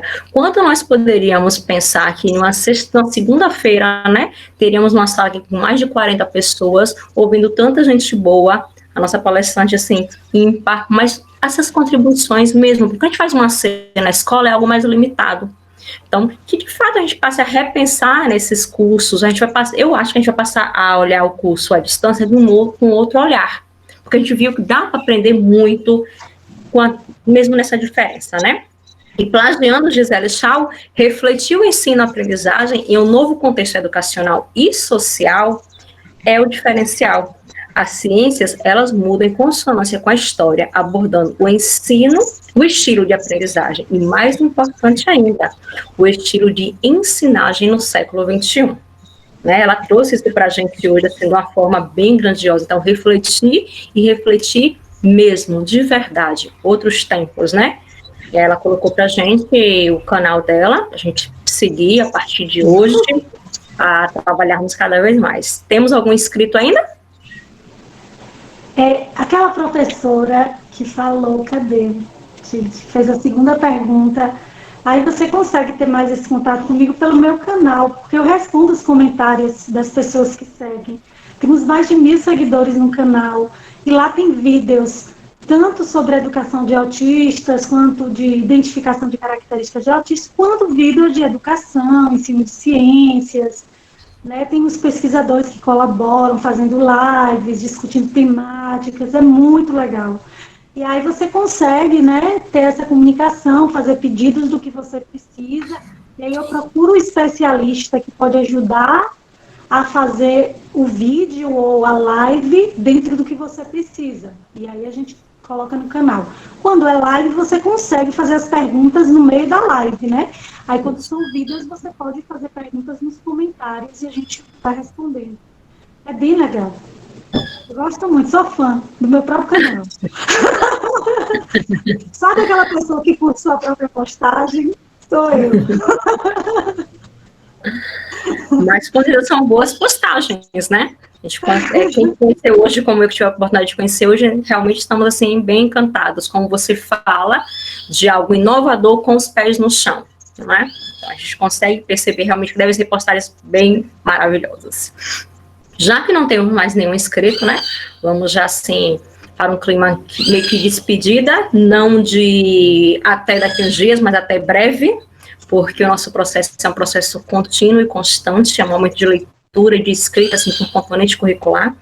Abraçar cada um de vocês, em especial hoje para a Daciana, que é a nossa coordenadora do GEAS de Ciência, que vem nessa briga constante nesse processo de escrita, não só dos anos finais, como dos anos iniciais. Então, sintam-se convidados a participar das reuniões que ela faz semanalmente com os professores, porque quem é de ciência agrega de uma forma, quem não é de ciência, mas está com a disciplina, também vem agregar. E mais ainda, mostrar como os anos iniciais podem sim trabalhar junto dessas mudanças que a BNCC vem trazendo para a gente, né? Então, sinta-se abraçada. E estendo meu abraço a cada um de vocês participantes. A você, Gisele, mais uma vez, muito obrigada. Gratidão é realmente a palavra da tarde. Queríamos poder te abraçar, né, de uma forma calorosa, como você mesmo usou a palavra no início da nossa tarde de hoje, mas, infelizmente, a gente não consegue dar esse abraço nesse momento com os próprios braços, de uma forma bem pleonasmo aqui. Mas vamos tentar te abraçar com palavras, né, nesse momento de gratidão e de reconhecimento pelos ensinamentos que você compartilhou conosco nessa tarde. E aí, como abraçar alguém que usa como sua tela de Facebook a seguinte frase: seja a energia da mudança que você deseja, a hora é agora. Então, baseado em suas palavras, né, do seu perfil, nós pensamos em palavras para poder te abraçar. E aí, como falar de energia e de mudança sem falar de Gandhi? Então, vamos pensar globalmente e atuar localmente. Seja a mudança que você quer ver no mundo. A grande mudança de que o mundo precisa começa dentro de cada um de nós, em nossas mentes e nossos corações. Você passa a irradiar um brilho diferente, os outros percebem, são tocados por eles e modificados. Sempre que achar que algo está errado à sua volta, lembre-se da frase e seja a mudança que você quer ver de verdade. O mundo vai mudar atrás, mas nada vai acontecer se nós continuarmos agindo e pensando como antigamente, emanando a energia destrutiva que estamos acostumados. Cobre mudanças dos governos, dos vizinhos, dos familiares, mas antes de tudo, perceba o que você está fazendo para mudar a situação. Comece por aí e veja o resultado refletindo na sua comunidade. Gandhi. Então, sinta-se abraçada, sinta-se beijada, de uma forma calorosa, mesmo que virtualmente, à distância. Cada um de vocês, muito obrigada por essa tarde, né, e pelas contribuições. Hoje eu recebi vários elogios, mas eram todos para você, porque a gente tem o mesmo nome. Mas muito obrigada, um beijo e até a nossa próxima live. Aproveito para convidar todos vocês para as 2 lives que ainda faltam essa semana.